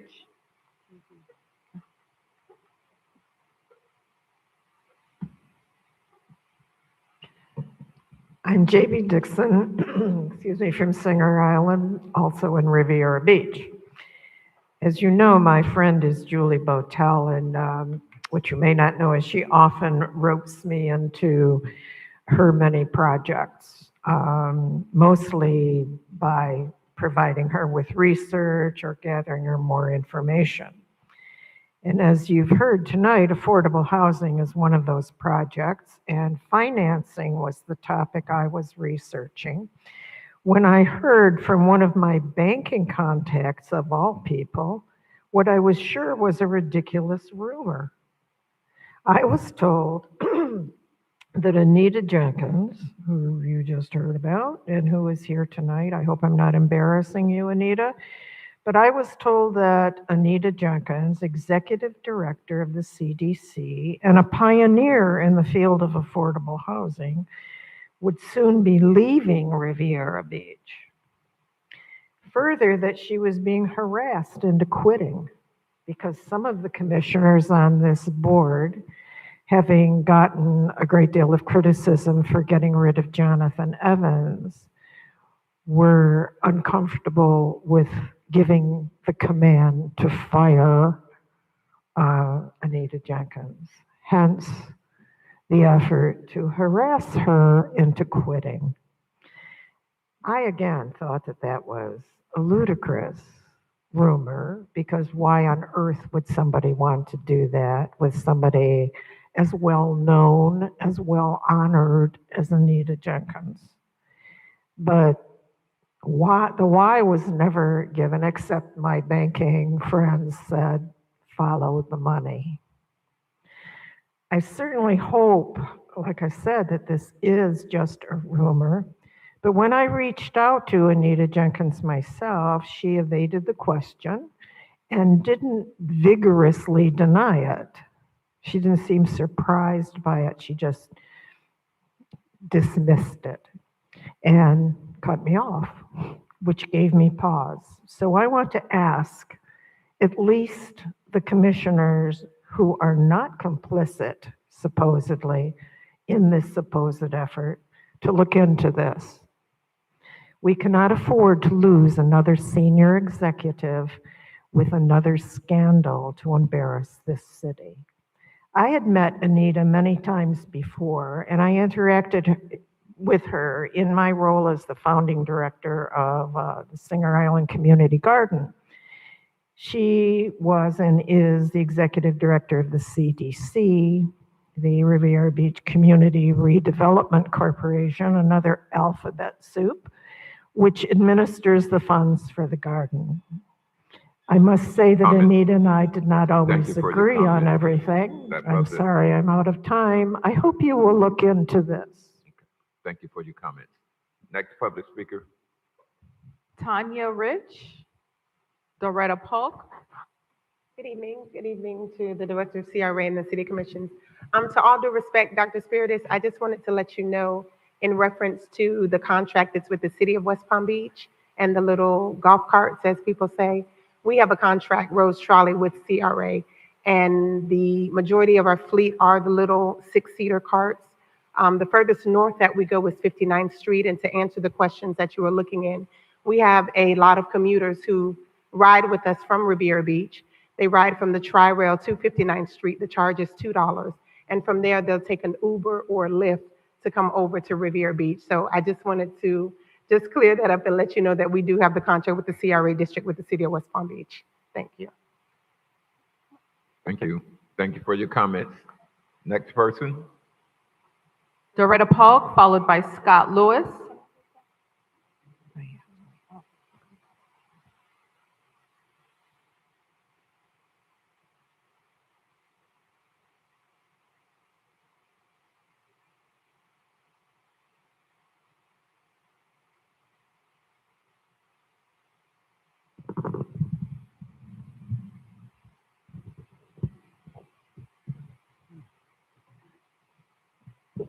Good evening. My name is Doretta Park, and I just want to make a couple of statements concerning this night's meeting. Chair Guyton, when they were making a presentation concerning the completion of the street project, and thank goodness that Commissioner Kashama Miller noted in the backup, because I didn't have a backup, that they weren't finished. And you were just basically saying to me, okay, come on. You did that at the youth council to these young students and their family as let's get on with it. That's not professional, it's not courteous, and it's certainly not kind. Now, whatever's going on with you, that you have to rush through these meetings, but maybe you should say, okay, maybe I'm not up to the task, I'll resign. But you can't carry a meeting like this, and you are now the chair. You got to be more patient and tolerant and just kind. Because this is an embarrassment when people see you conduct yourself like that, and you are the chair. So we need to go carry these meetings and have it completed so we all can hear what we need to hear, this information, this valuable information. So I hope that in the future, you'll be more kinder. Because one thing about Mr. McCoy, he was not unkind when it came to youth or their parents. He was very respectful. But when you come to be unkind and not courteous to the youth of our city, who's going to be sitting up there probably one day, or it could be an attorney or whatever, show tolerance, show kindness. And I thank you very much. Thank you for your comments. Next speaker, please. Scott Lewis, followed by Dazia Rich. Hi, my name's Scott Lewis, and I'm on your audit committee. Something that happened at the last meeting, or in March meeting, that's disturbed me a great deal, and I read about the parking mobility. I know that was I'm talking about Park Mobile. A comment was made at our meeting to me, and it's bothered me ever since that comment. It came from Jonathan Evans, that the company that was doing the charging got ordered by a judge to stop their services based on a lawsuit, and there was an injunction. I believe it's still in effect. That I don't know. But I do know that injunction was in effect for quite a while this year. Well, Mr. Evans in this meeting leaned over and said, well, this is because I asked about the parking. He said, we aren't charging, but we've collected over $20,000 just this month from people parking because they didn't know. Well, that bothers me to the core because to me, that's fraudulent, and that sounds like a crime. To take money for something that you are not supposed to be doing according to a judge. So something's wrong with that, and I'd like you all to figure out what happened there and how much money did the city collect when you weren't supposed to be collecting it, and where did all that money go? The other topic, I wasn't planning to talk about this, but I just sat through, and I know emotions ran high during that discussion about the lease. But what I wanted to say to you from the public, what I think I heard was that one councilman talked with the lessee, and they were willing to renegotiate lower the $900,000, which is our money. But there was a big argument, and I believe it was personality based, because if you look at that argument as a taxpayer, you should renegotiate it if the guy wants to if he's willing to renegotiate. But instead of that, because everybody got excited, We now are stuck paying $900,000, I believe, based on what I heard. I may be wrong, but You're wrong. please think about what I'm saying. And Chairperson, I understand the mistake, but they're willing to renegotiate. Please consider that for the taxpayers, and please calm down the emotions and think about what I'm saying. It's just a practical suggestion to save hundreds of thousands of dollars of our money. I know that was the goal of all of you, but it got lost in the fracas. Thank you. And for the record, we have not agreed, the amount is up to, and we don't know how much it's going to be. It could be much less. I think it will. But to say that we have agreed that it's going to be 900,000, that is not accurate. Next speaker, please. Dazia Rich.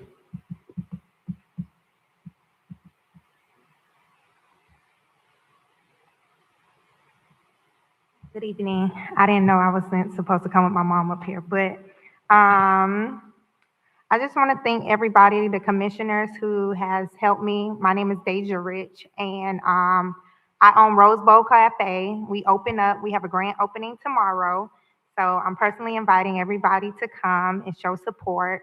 We're a healthy smoothie shop. We have acai bowls, smoothies, everything that's fresh and organic.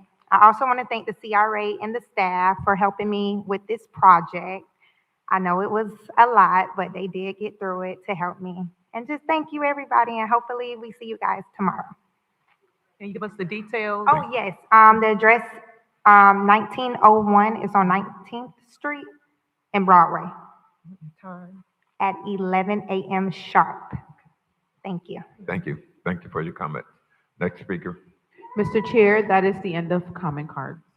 Okay, we're moving back to Commissioner Miller Anderson. You added, how do you pronounce that name of that project? Lalonde. Villa Lalonde? La'ons. Okay, Commissioner Miller Anderson. Thank you. The reason I asked for this item to be put on the agenda was because I had asked for staff to do a small presentation, and just to give you a little background as to where this even came from was that there was a subcontractor on the job who had not been paid. And so I wanted Ms. Jenkins or Mr. Mercius to just provide a little update as to, how can we avoid having things like this happen?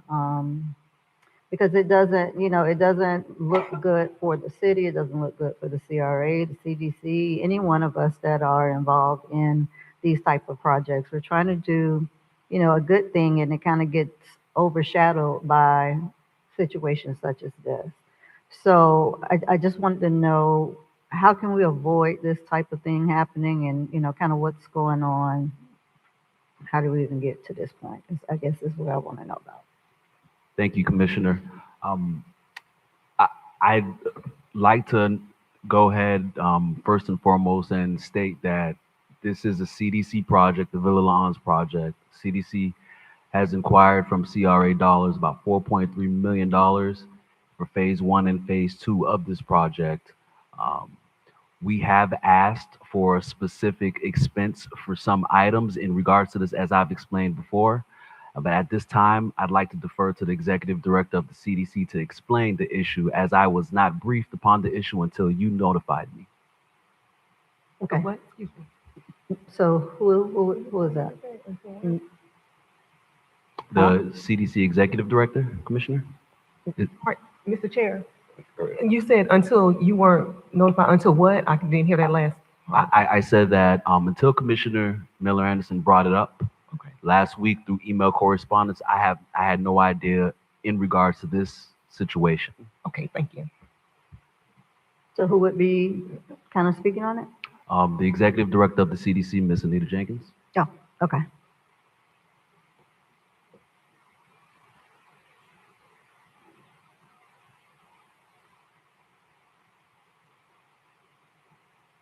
Chair. Vice Chair Spirit. Executive Director, when we give money large amounts of money to development projects like this, do we require a performance bond and a payment bond? We do require a performance payment bond. The CDC does have a bond at hand. So if somebody wasn't paid, there's a payment bond there to back it up. Correct. Thank you. And I guess I should add that the sub was not paid, so they did put a lien on the project.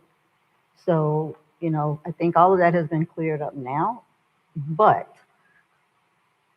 it seems like it only got cleared up because it wasn't brought to my attention and I brought it to their attention. And so it's been fixed now, but I'm trying to find out how can we, because right now everybody's looking at is Riviera Beach. You know, it might be CDC, but they're looking at it as Riviera Beach is not paying their subs, or they have primes that are not paying their subs.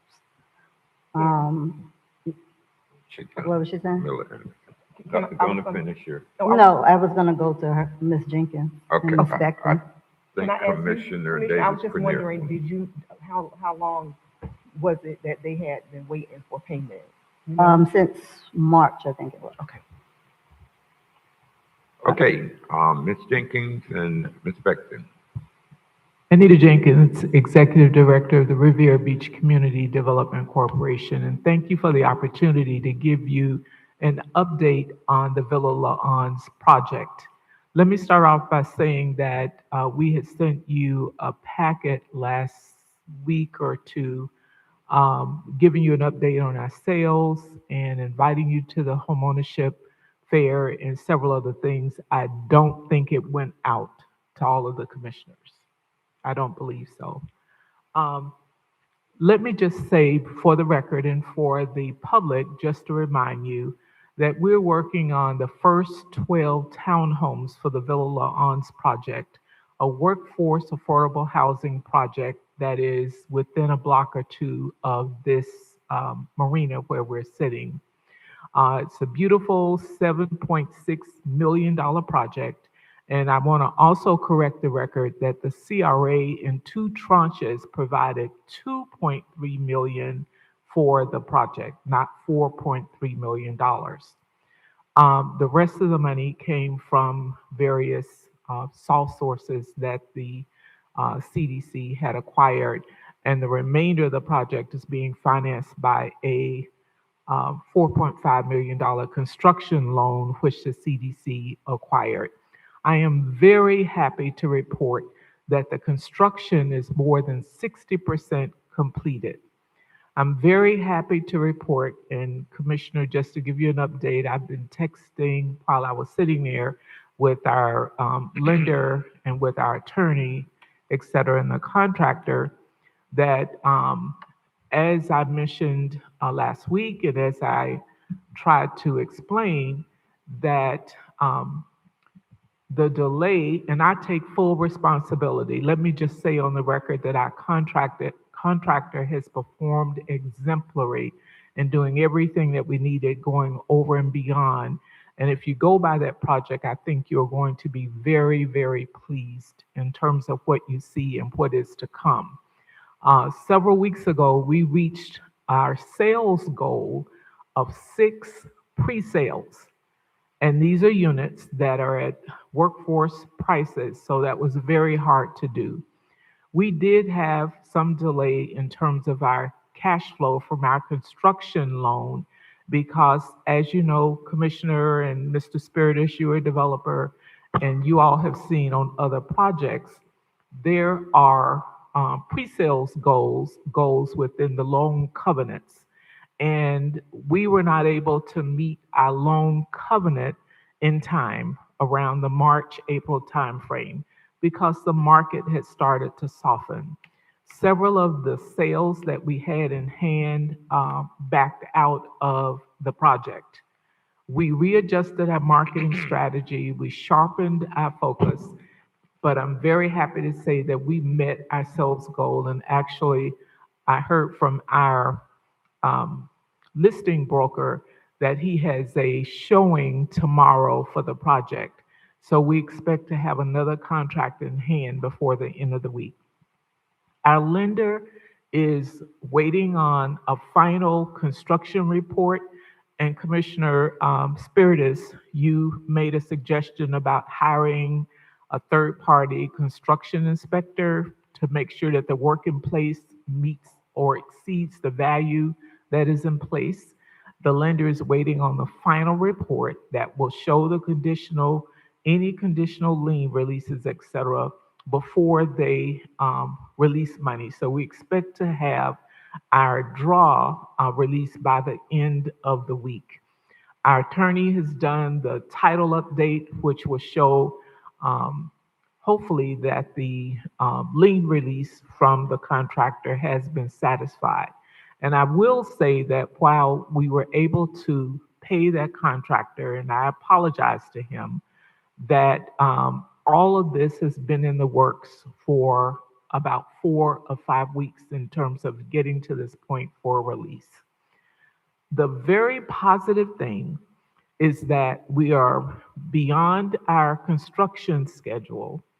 We have met our sales goals and we have potential buyers for additional units, and we should not have a problem in terms of cash flow going forward.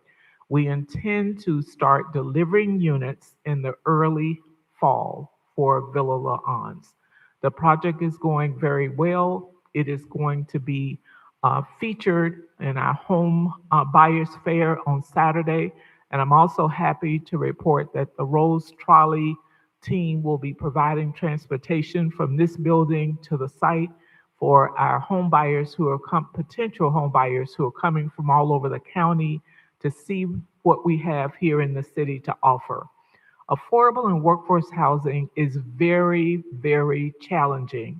It is challenging to put together all of the pieces for the financing, for the management, and I think we have a crackerjack team in terms of what we're doing. We have a strong board.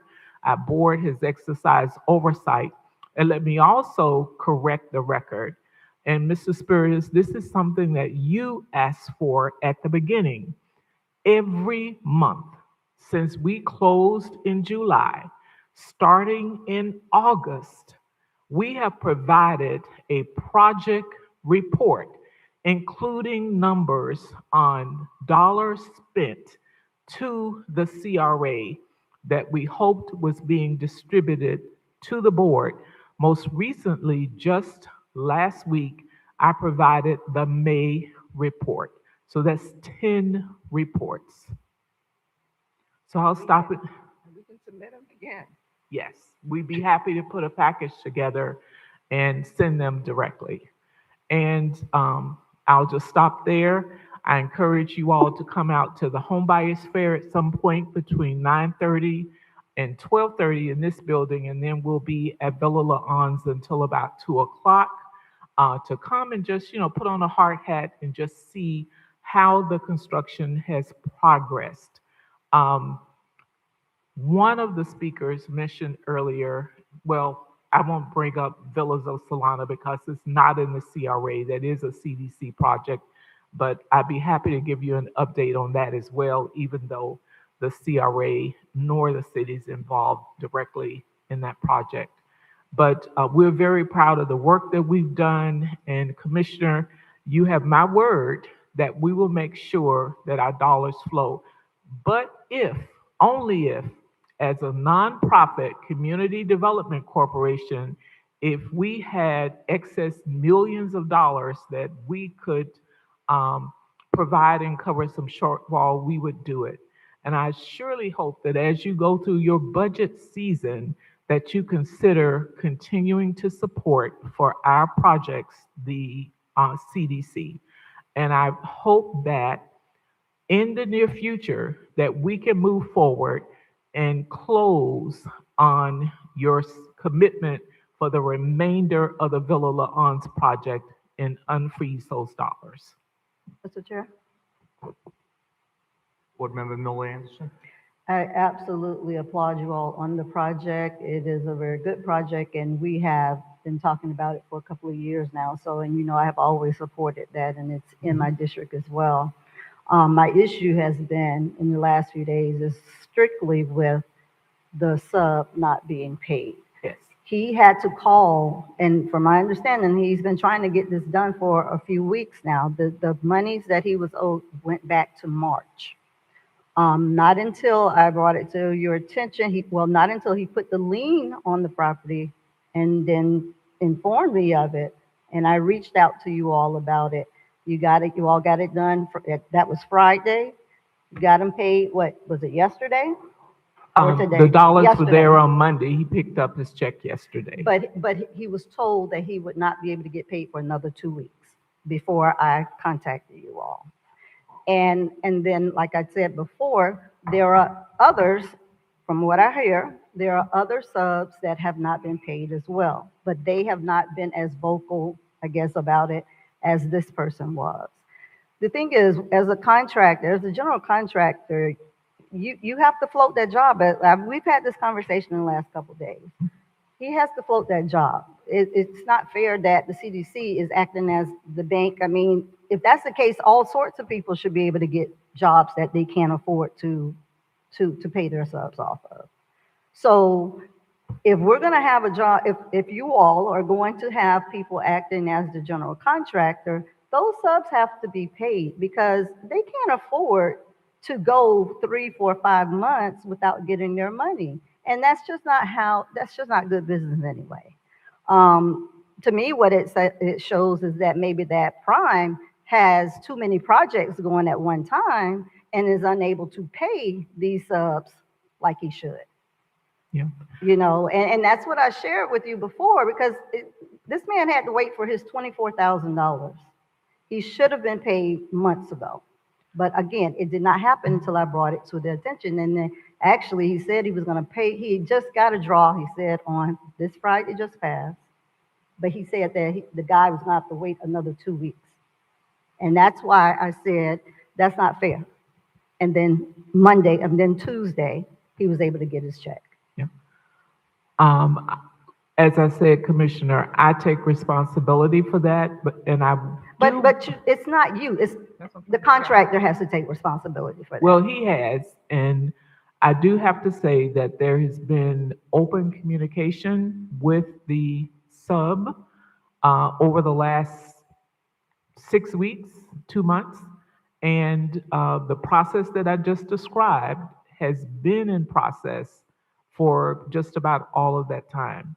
So we're endeavoring to make sure that it does not happen again. I don't know the gentleman's name. It's done, and what's done is done. But again, there are other subs, from my understanding, that have not been paid. So how are you all going to address that? If there is anyone who is not, when the dollars are released, the construction report and the title update will show that, and those dollars will be paid at that time. So we're hoping that they will flow by the end of the week. We're waiting on the final construction report. So is it common, or is that the understanding that subs should have to wait 3, 4 months before they can get their money, especially if they're finished with the job? These people are finished. No, it is at least not this common. one was. It is not common. It is not common, and it was not common on our job. Okay. Yeah, that just gave everybody a bad look, you know, and that's just something that I don't think we should be asking mom and pop subs to have to wait on that type of money, any kind of money, especially if they have already performed the job. They should not have to wait to be paid months after. So I appreciate you all looking into it and getting that resolved, but it would be really good if you could check into those others and make sure that they get paid as soon as possible as well. Thank you. Thank you. Okay, are there any further comments on this item? I think we're done with you, beautiful ladies. Mr. Chair, so can we get those reports? Yes. Thank you. I'll make sure and put a full package together for you. Okay, will we be getting them from you directly, or will we be getting them from the executive director? What is your preference? Thank you, Commissioner. With these reports, they were sent to me. I believe that the request was made by Commissioner Spears for the executive director of the CDC to originally send those to you all. So it should be her responsibility to send those reports to you all. Okay, so, okay, thank you. I'll wait for them. Tomorrow's Thursday, you have the reports Thursday. I mean, Thank you, that's a no-brainer. thank We you. just make copies. I can do that. I know you can. Okay, thank you, thank you. Let's keep it moving now. The next item is item 7A. Resolution number 2026-08, authorizing the approval of the board to execute an extension for the professional service agreement with Jones Lang LaSalle Americas, Inc. to provide public-private partnership and real estate development services for the Marina Village Phase 2 redevelopment project and providing an effective date. The acceptance of public comment cards are now closed. Mr. Chair, we have no comment cards. Staff. Thank you, Commissioner. Thank you, Chair. Excuse me. So moved. We're not, you don't need a motion? Oh, yeah, we can make the motion first and then staff. Commissioner Miller Anderson made the motion to approve. Is there a second? Second. Seconded by Commissioner Davis Bernier. Discussion on the motion, staff. Thank you, Chair. This item is in regards to the JLL Real Estate Development Services consulting contract. Their item is for the most part up, and we've developed a new scope with them in reference to the Marina Village 0 through 6 Phase 2 element. Looking to move forward with that and looking for the board's decision on whether or not we should renew this for an additional 12 months. Did you just say it was a sole contract? No. Oh, So, I no, thought, no. I thought I heard so. Okay. All righty. Consulting contract. Oh, consulting. Yes, sir. Oh, okay, okay. All righty. Okay. Is there anyone here from? We do have Nick Finelli from JLL. He's online. Nick, can you hear us? I can. Thank you, Chair. Thank you, Janelle. Thank you, Commissioners. We look forward to furthering our partnership with the CRA. So, Chair, what we provided to you all was a scope of services that we believe would put us in position to discuss with the developer of the Marina Village project. A robust, I'd say, scope to sit down and discuss a master development term sheet along with specific items detailing with the Marina Village and the 0 through 6 and their different elements and scope, from the term sheet all the way to the financial closing.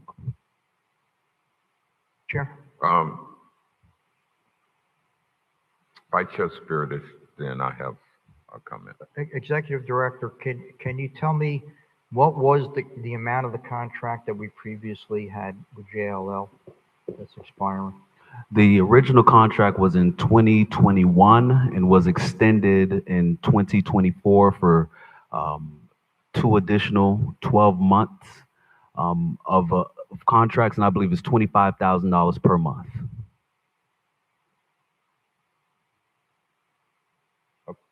So Chair, I just think that we should, clearly we have to extend this contract because of their knowledge of the marina and the development that's going on here. But I think we have to limit, of course, the amount of time that it's taking to prepare this agreement. I think it should not take more than, 2-3 months to do this tops, to do this. So I think we should put a cap and then have them come back to us again after, 25,000 a month. But I think we should say no more than 4 months maximum, and that they have to come back to us again for an extension if necessary. Hopefully it won't be necessary. Chair. Right, I will. Okay, go ahead. You just have to say yes. I just said, Mr. Chair. I've been giving this a lot of thought, and one thing that I don't want to do, and I'm concerned about, this is our most valuable property that we have left that is available here in the city. Right on the water, got a marina. The intercoastal leads to the ocean. We have a proposed project that could upwards of a $500 million or more, $500 million. This is not a project that, and let me say this, and we're getting ready to negotiate a lease for 99 years, for 100 years. We just went through a small scale incident where we made some errors in the contract. Staff did. What I don't want to happen is that we rush this 99-year contract through, and this property is the residents' property. We're not selling it and then they go build their project, a mixed-use project. They building it on public property. And it's my opinion that we should add to our negotiating team people who have negotiated mixed-use projects on public property for a $500 million or more. People out there do this for a living. We shouldn't take that chance without bringing on top guns. Not saying that we don't have them now. I'm saying that we need to add to our team. We have too much to lose. And we're rushing this through, and we go into a 99-year deal, and we didn't have different expertise on our team, like I'm sure the developer's going to have, and we may come up on the short end of the deal. So it's my hope that we can add to our team people who have negotiated these type of contracts at this level on more than one occasion. People that do this often.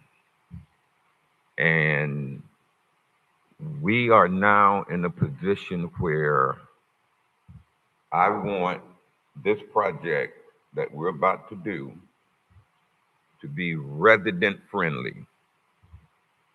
I don't want it to be intimidating when our residents come over and we don't have really much that they think they can afford, or they don't seem invited, or no. We have the leverage, but I think we need more firepower at the table to supplement what we have. And I really think that I would prefer, so that we can understand exactly what people are bringing to the table by way of experience and knowledge, I think that we should have an RFQ go out. I don't think that'll take too long. RFQ stands for Request for Qualifications. How many mixed-use projects over $1 billion or $1 billion that you've negotiated? Not, I'm a member of this company. No. How many of you sat down and actually negotiated the deal? And I think that that's what we need for this project here, because it's going to be our last shot across the bow to make sure that our residents get jobs, they get entertainment, and they get respect. This is their property. And I really don't want to rush into it. I know that we have competent people on our team. But when we have others on there saying, think about this, maybe think about that. When I negotiated this deal, this is where I screwed up at on that deal. But I learned from that. It's a teachable moment. And those are the kind of people I want part of our team. And what I don't want is our team. Let me say this. We need to know what we don't know. And we think that we know it, we got the team together, and we're going to go in here and we're going to do it in 45 days. No. This is too risky not to hire professionals that do this. So, and I'm not saying that people on the team are consultants. I'm not sure how much JL has done. Good question. What's the JL person name? Consultant from JLL that we deal with, Nick Finelli. He's on the line along with Ed Chapman. Nick, can you hear me? Yes, sir. Nick, how many P3 project public partnerships that you're negotiated for over $1 billion or $500 million mixed use on public property? We've done hundreds No, of no, no, no, no, transactions no, Nick. across- I'm not to interrupt you. I said you. Over $500 million, sir. Over $500 million. I don't have the numbers in front of me, but at the top of my head, I can tell you I've worked on over $4 billion worth of real estate development over my career. Over your We're career. I actively mean, on working- one deal. I'm just trying to. I'm not trying to put you on the spot, Nick. Sure. You're still going to be on the team, but the point I'm making is there are people that do it often at $500 million and $1 billion at a time, not over a career, on each deal. I'll tell you how I know, because I did my research. There are people out there that do this. And I don't want us to get offended because we want to have as much firepower as we can to make sure that we minimize our mistakes. That's thinking ahead of the ball game. The taxpayers' money, this is public property, and we need the best team that we can put together. Chair? Yes. Chair. Okay. Yes. First is Vice Chair Spiritus, and then it is Commissioner Lanier. Okay, so I agree with what you're saying wholeheartedly. JLL is a planning consulting firm, and they do negotiate, planning and development projects. But we need a high-powered law firm that negotiates contracts like this. That's who developers use. We use real estate law firms that specialize in part this. of the team that You'll will do see, RFQ. you can see who negotiates for Ross and Green in West Palm Beach. There are big firms out there that have plenty of experience in developing and negotiating agreements. They do this all the time. And that's who we have to gear up and bring on our team, is one of those firms. That will be more costly, but in the long run, it's going to more than pay off. It's very, very important that we do that. So I agree that we should add a real estate law firm that specializes in real estate deals with, $300,000 to $500,000 plus on a regular basis. So I agree with you, Chair, on that matter. Commissioner Lanier. In terms of renewing or extending JLL's contract, I definitely would like to see not just your suggestion, Chair, of having additional brains at the table, but also too looking at JLL has been with the city since 2021. That's a long time, and I think that some of the firms haven't given that same opportunity. We went through, I don't know how long with the contract with the marina, in terms of it getting to a point where it was reasonable for the residents, and it still didn't happen. Same thing you can say with the contract with the Rafiki Tiki. I can't blame you. You have consultants on board, so everybody's at fault here. I think that when you're looking at JLL, no shade to JLL, but I think that we need to look at other entities as well. Okay. Are there any comments? And what I'm hearing is that, which is good for the residents, that we want to go out for RFQ, request for qualifications, and see how strong of a team we can put together to negotiate a deal that is going to be 99 years on public property for mixed use that has residential, commercial, entertainment, boating, marina. This is a complex deal.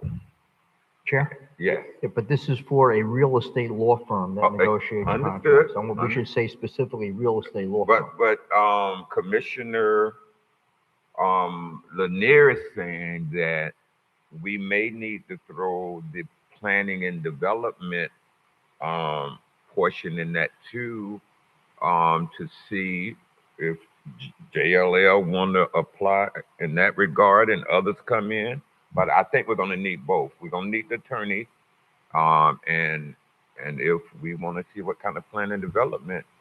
Chair, executes out there. yeah, with respect to the planning and development firm, they've spent years on this project. They're very familiar with the project. You bring in a new firm, they're going to start all over again. It's going to take us a long, long time to get this project out of the ground if we do that. I think we are better off having JLL there. They'll be helpful to the real estate law firm and our staff during the process of negotiations because they are so familiar with the project and with the site and with the city. So to start all over again, you might put this a year, 2 years down the road if you do that. Well, I don't know. Chair. Oh yeah, just 1 second, Ms. Commissioner. What I was hearing from Commissioner Lanier, and I don't want to put words in the mouth of that, it appeared to be a lack of progress for years.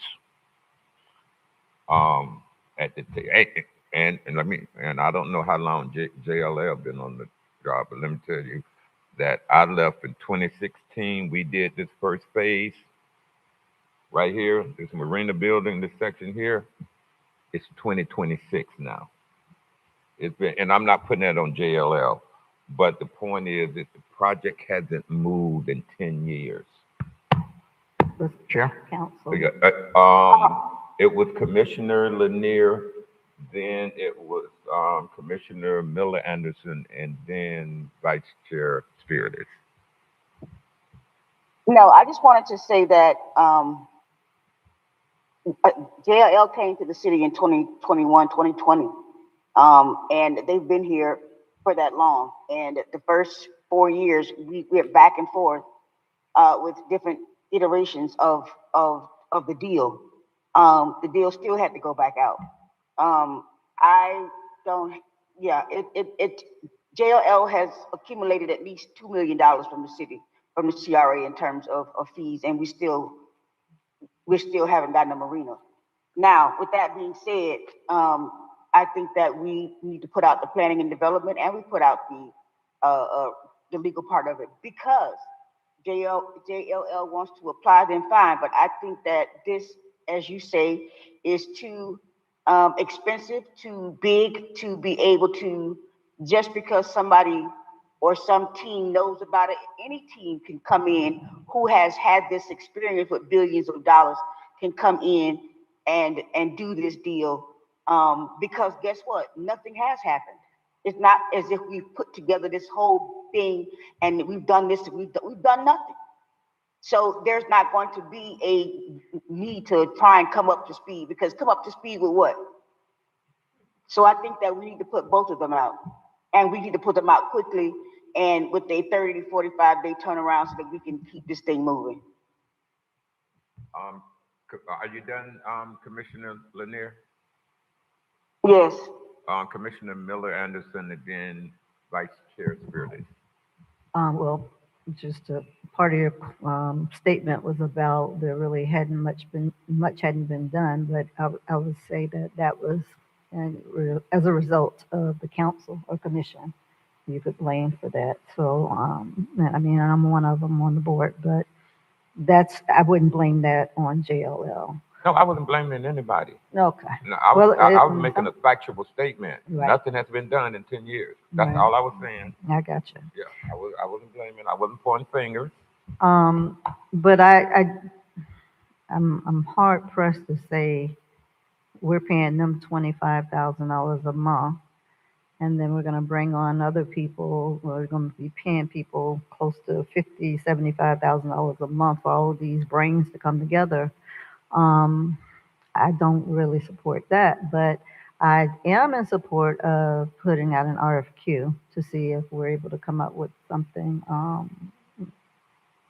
a little more, or what Mr. Spirit has said initially was letting it, maybe having the extension for 4 months, hoping that it should be able to get done within that time. But if not, then we can do the RFQ. I'm okay with it. You know, I mean, we have someone here in place now. If we gave them the few months to get it done, and it's done the way we want it, then we're good. If not, then we could maybe look at doing the RFQ. I don't know. That's just, I have a couple of thoughts on that. But definitely not in favor of bringing on all these different people.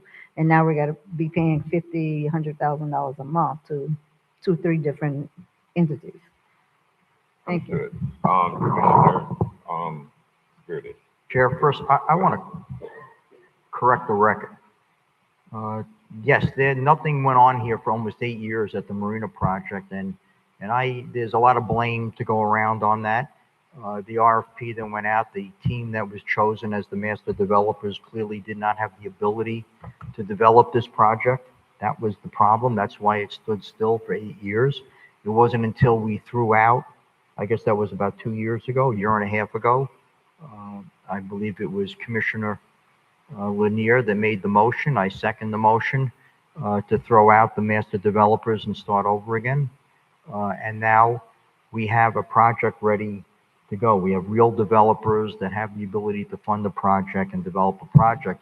But we should add that also within the last 2 years, we now have 1 building out of the ground right now, an affordable housing project on 7. The other 2 buildings will be going before, I believe, planning and zoning now, or they're already going through the process. So you're going to have 3 major buildings, coming out of one's already at the roof. The other 2 will be coming out of the ground very soon. So to say that nothing's been going on is not correct. We have some pretty major projects going on right now at the Marina as part of the Marina project. And we will have the other project. What we have to decide right now is how do we negotiate the deal with the developer. I mean, we had the RFP, we agreed to the proposal that they submitted to us. We now have to put it in writing, what we did and negotiate, fine-tune the negotiation, the contract itself, to satisfy the city and the residents. So I still recommend that we give JLL, because of their background right now on the project, and they came on this project way late in the game. I think we stick with JLL right now for planning and development, give them 4 months, and they have to come back to us if they need an extension after that. I have no objection to putting out an RFQ for real estate lawyers right now and get a top-notch firm representing the city that negotiates major projects. The same type of firms that most of the developers like myself use. You're going to want to go to a major firm because that's who you're going to be going up against, as the chair said. You're going up against heavy-duty major real estate firms that do this for a living, and they do this every single day. So we have to be on a level playing field when we do this negotiation. So I do agree with you that I don't know if you have to do it through an RFQ. I don't know if we can just interview people. I don't know legally what process we have to do for professional services, but we definitely have to move in that direction. Okay, we have a motion on the floor. Mr. Chair, sorry, this is Nick with JLL. Yeah. We just wanted to make a couple clarifications there and thank Vice Chair Spiritus for his comments about our involvement to date. Just to remind the board, we came on board in 2021, our original scope, and we were part of a bench, right, of firms that have responded to an RFQ with our qualifications that you hired us off of. But the original scope in 2021 was essentially a review of the TESROL and APD proposals. You may recall that that proposal was somewhat lacking in its densities and intensity. through a recommendation, we went back to the drawing board with the selected development team. And as a result, got the 2 ground leases executed for elements 7 and 8. As Dr. Spiritus highlighted, we've got 8 coming out of the ground now, with 7 coming up here shortly. And then we also were the architect behind the RFP with staff on getting that out and marketing the opportunity. So we've been doing quite a bit of heavy lifting, and have a great partnership with the executive director and his staff. I think, given our both expertise on a national as well as a local basis, and our knowledge of the project and the city over the last 5 years, I think puts us in a pretty strong position moving forward in the negotiations with Forest. Thank you for your comments. We're going to take a vote.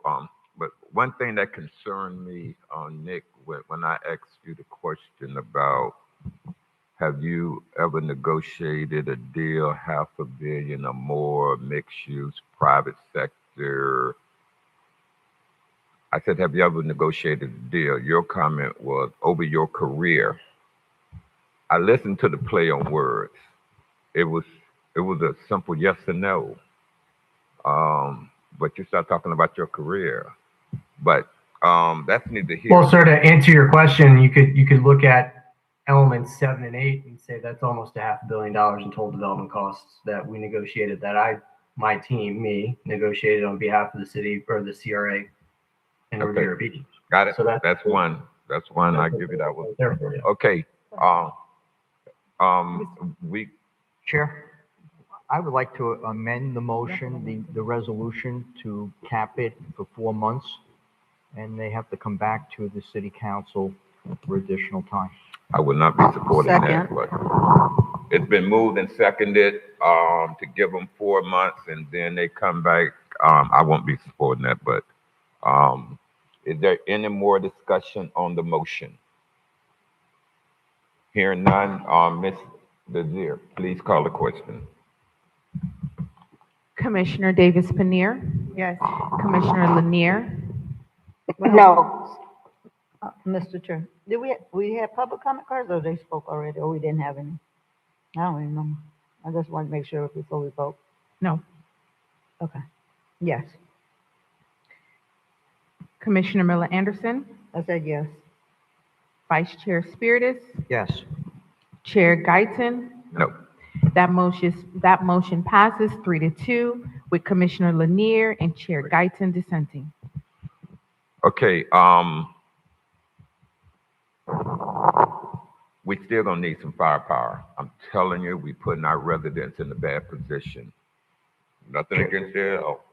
Mr. Chair, but we're not saying that we don't want to proceed with what your suggestion was. That wasn't, that didn't. No, exclude- well, the motion was he wanted JLL to try to negotiate the deal in 4 months, and if they don't do it, then they come back. Chair? I think that's a bad idea. Chair, I would like to make another motion.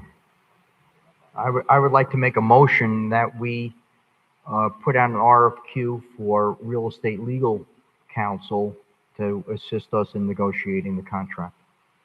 Who has Who experience have experience in major in projects. negotiating Right, mixed negotiating use major projects projects. Correct. on public property. That's the difference. Right. Most large real estate firms do public property and private property. They do both. Okay, there has been a motion for to do an RFQ for a real estate law firm with the experience to negotiate mixed-use projects on public property at a value of $500,000 and up. $500 million and up. It's been moved by Vice Chair Spiritus and seconded by Commissioner Davis Prenier. On discussion, I see that the Executive Director been leaning toward his microphone to say something. I just wanted to say we already are preparing with Forest Development to discuss what legal terms and what that term sheet would look like with. That needs to slow down. That needs to slow. That's Chair? Yeah. I wouldn't tell them to slow down. Their law firm is going to really prepare most of the documents. This is how it's usually done. Their law firm is going to prepare documents and ideas and everything else, and they're going to submit that to our firm. So let them keep working because they're going to have to do a lot of the work ahead of the time before our firm gets in there and starts reviewing what they submit and commenting on that. So we can expedite the process by just letting them do what they're doing right now. A term sheet is they negotiating terms of this contract. There's no, you're just talking right now. Nothing's going to happen until our law firm. They're just doing what they want right now is what they're going to give to you. Then our law firm is going to come in there and they're going to rip it apart and tell them what we want. Yeah, we going in with one hand tied behind our back. Well, it shouldn't take too long to find a big law firm. There's many of them here in West Palm Beach that are dealing with, $500 million projects on a regular basis. Okay, we taking a BB gun to an M16 fight. Are you done with your comment? Okay. All righty. There is a motion on the floor to hire a law firm.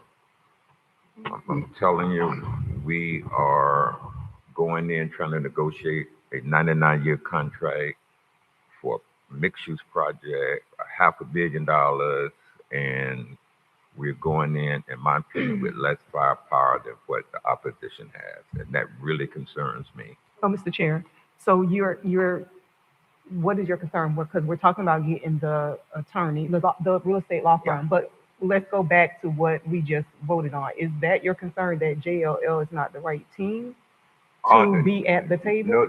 No.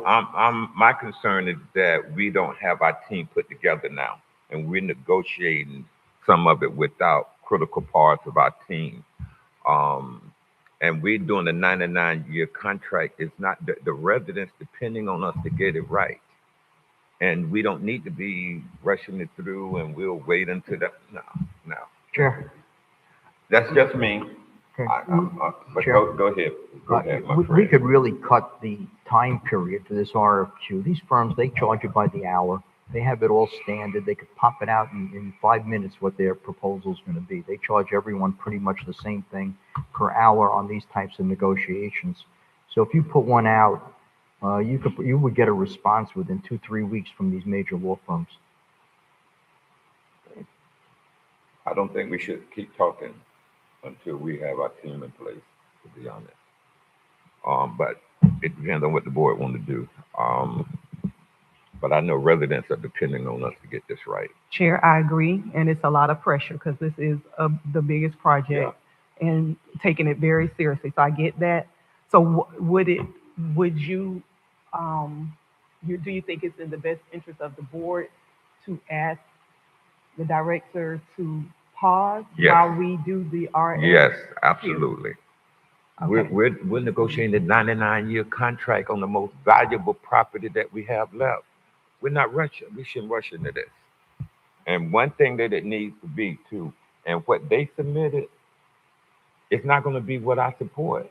That's their proposal. It's going to have to be more residential friendly. Yes. It's not going to be, the developer is going to try to make every dime they can on every inch of that property. ROI. Sure. Let me finish. Return on investment. I'm saying, I'm looking at the benefits to the residents. Some of their profit is going to come down, but they need to make enough to make it attractive.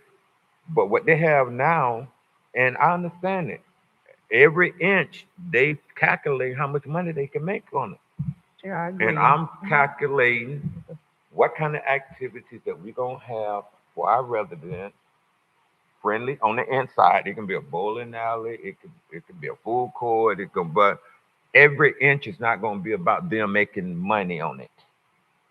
It's going to be residential friendly if I'm going to support it. So, Mr. Chair, and I feel very strongly about this because we're not going to have another chance to get this right. And it has to be the fabric of Riviera Beach. Yeah, And we are yeah. looking for affordability and accessibility. So And when we're trying to rush a 99-year project, and that just concerns me. Yes, Vice Chair. I don't think we're rushing anything through. Please don't say that. We took a long, long time and many years to get to the point where we are now. And right now, I've done a lot of these projects, and I'm telling you, we're at the point now where the planners are talking to our staff about just what you are talking about, what you want to see included in the project and not included in the project. Then after you get to that point, that's when the legal counsel gets down to how we're going to make it happen, who's going to pay for what, and how it's going to be contracted. So there's no reason to stop the process right now because it's going to take a long time to go through this process. Chair. The legal counsel is going to come in after the fact, and then you're going to see the real deals being made. This is just preliminary discussions that are going on right now. We should have our top guns at the preliminary discussions. Chair. We don't know what we don't know. I know we think we know that it's going to be equal, that we just sit down and negotiate what we want. Now, people who do this for a living can pick up small things that we have no concept of. Commissioner Lanier. Yeah, I have to agree with you in regards to slowing this down. This is something that is the biggest project the city has ever had undertaken. And if we're going to do it and get it right, then we need to be able to have everybody at the table initially. We need to have everybody at the table like right now. I mean, if we're going to be negotiating. So I don't agree with moving forward without a full team on board. Okay, any further comments?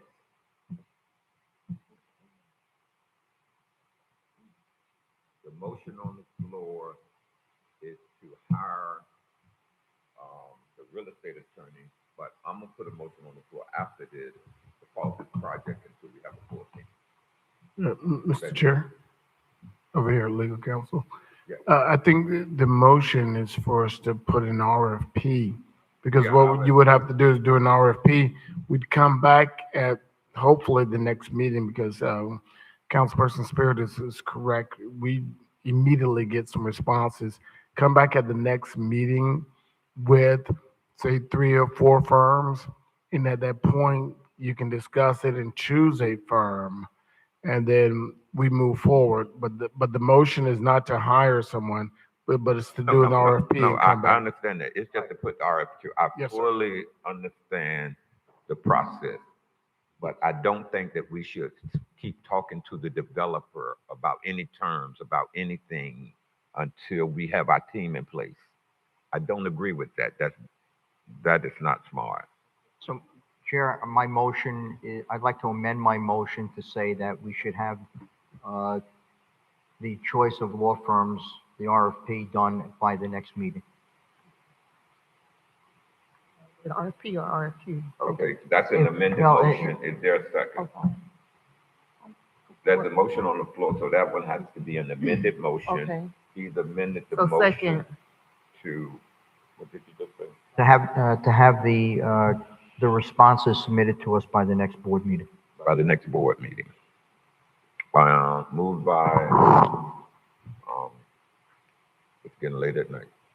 Mr. Chair, I'm sorry, this is Nick Vice Finelli Chair. with JLL again. I just wanted to make one comment. You know, with the element 7 and 8 negotiations, we worked hand in hand with Bryant Miller and Olive, and Jolinda Herring, who leads that group and was born and raised in Riviera Beach. I believe the executive director's staff has a contract vehicle in place with BMO already.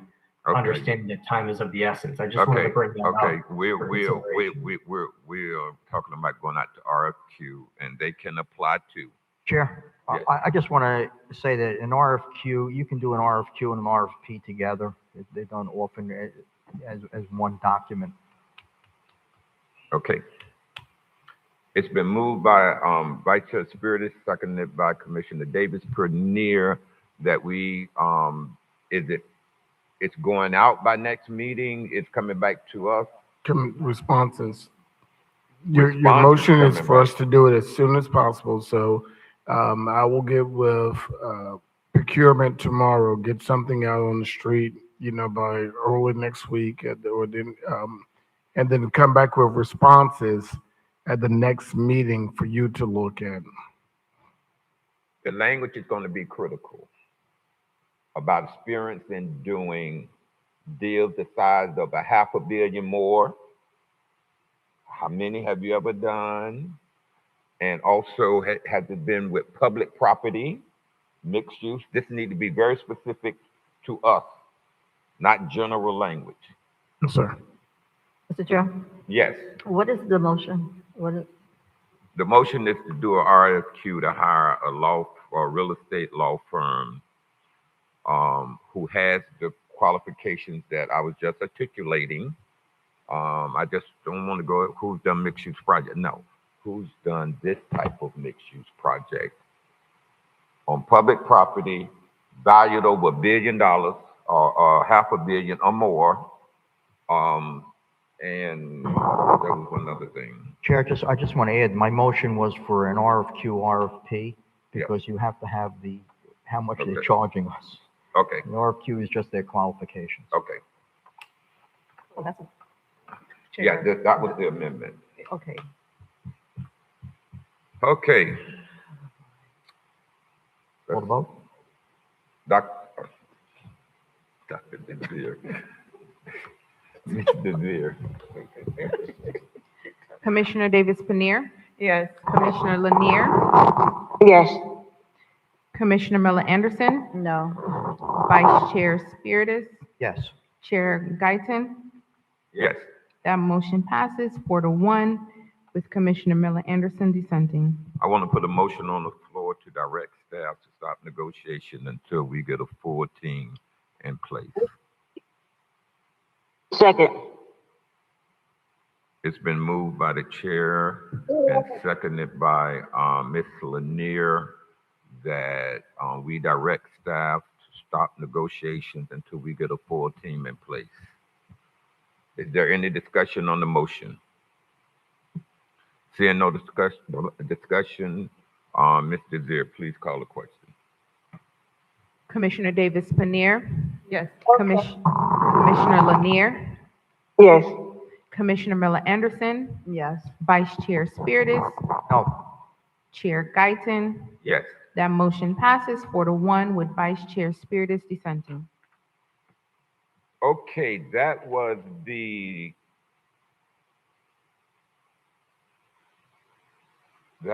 last item on the agenda. We did carry the motion for JLL. They're going to continue for 4 months, something, but negotiations have stopped until we get a full team. Okay, Executive Director, any discussion? Mr. Chair, hold on a second. So we put it on hold and JL is going to still get paid 25 a month and while we're on hold? That's a good question. Yeah, I'm not in agreement with that. No. Right. Good point. Good I point. need to say, Staff, do we need to take a vote that no more invoices come in from JLL, or do you have them doing other things too? You're moving and thinking kind of slow. Well, I'm thinking we are working with JLL on our 1851 project along with our legal team, BMO, Brian Miller Olive. But let me ask you this. Let me get straight to the point. Are they doing $25,000 a month without negotiating this big deal? That $25,000 a month was already in this.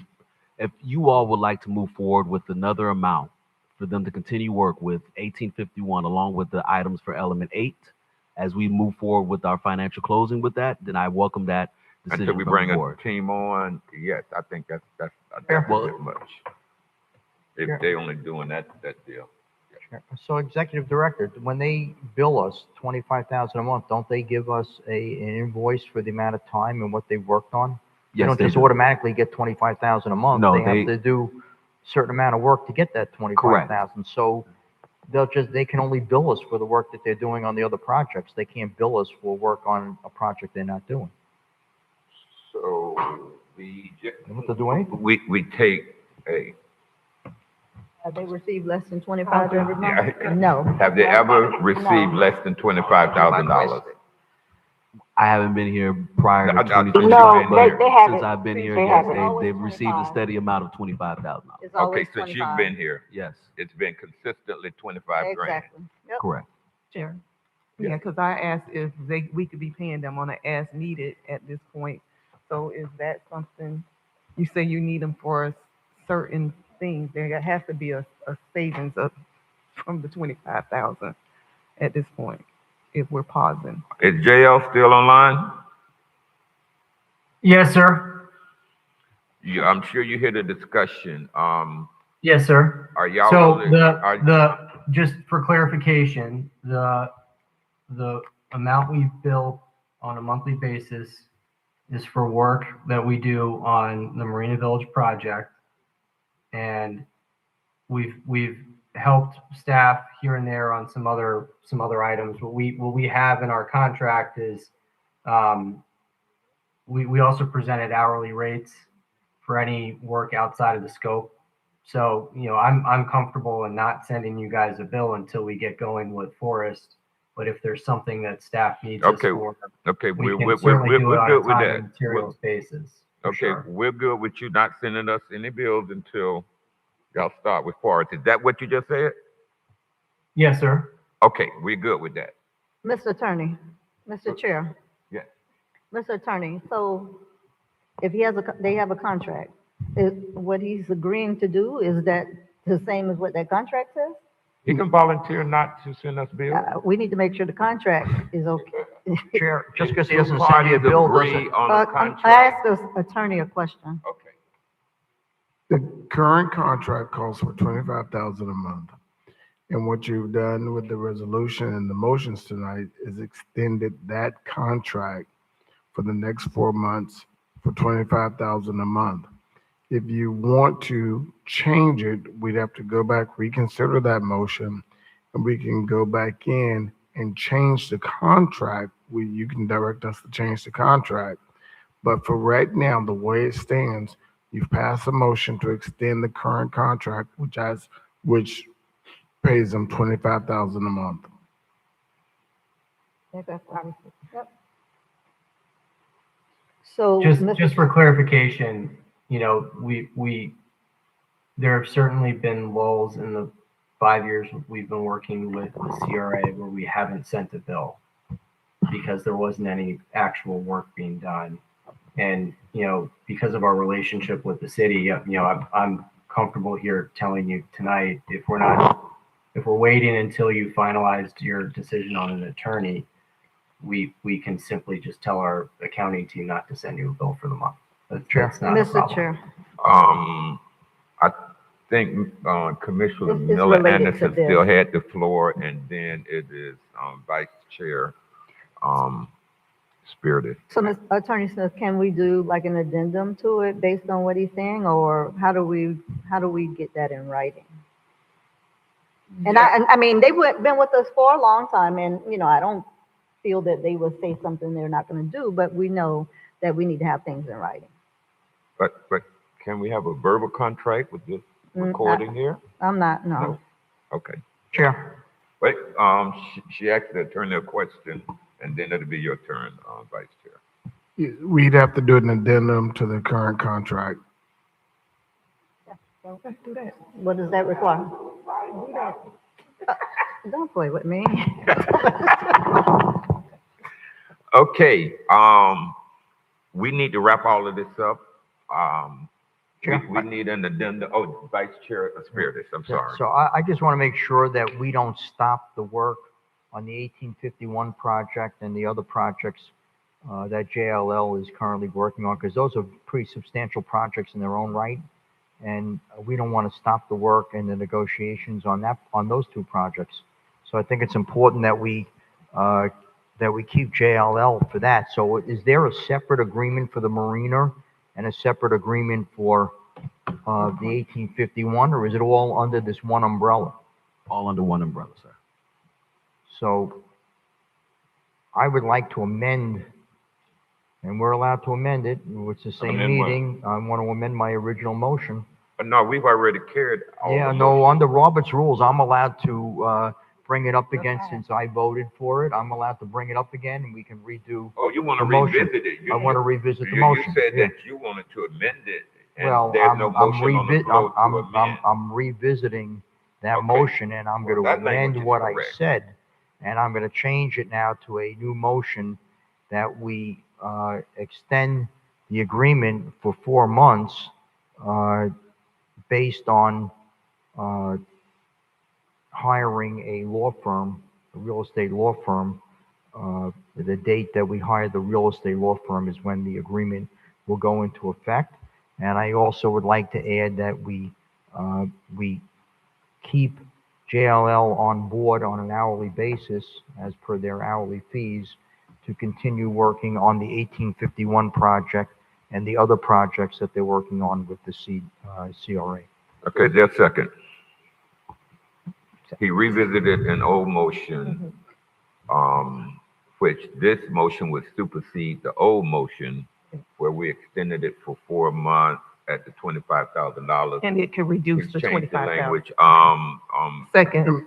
The attorney, I'm trying to get clarification. You're saying so to amend the contract for them to bill us on an hourly basis on work, ongoing work that they're doing. Right, until we hire a law firm, a real estate law firm on 0 through 6, and then the 4 months at $25,000 a month will go into effect. Mr. Chair? okay, can we have the attorney get his thoughts right? So And then it'll be, Mr. Miller. it's anticipated that we, at the July meeting, will make a decision on another law firm. So that would be for this month of June, any work that they're doing. You're asking for an amendment. The motion is to amend the current contract for them to bill us hourly for the month of June.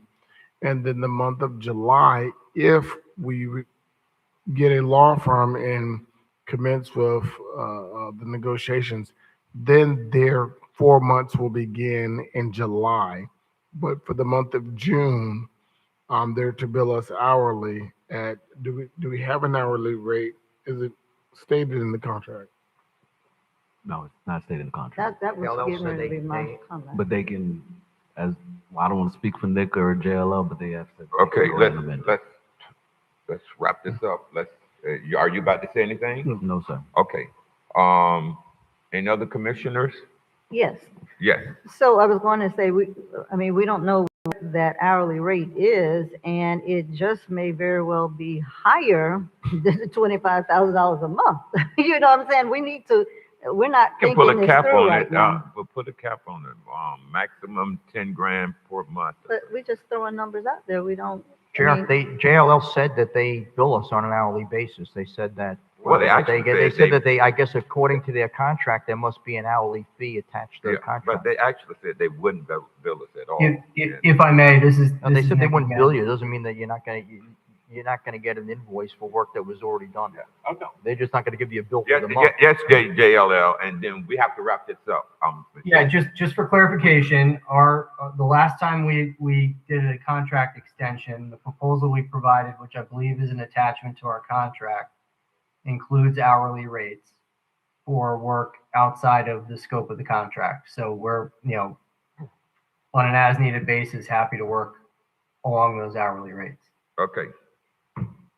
They're happy to work on an as-needed basis on an hourly rate.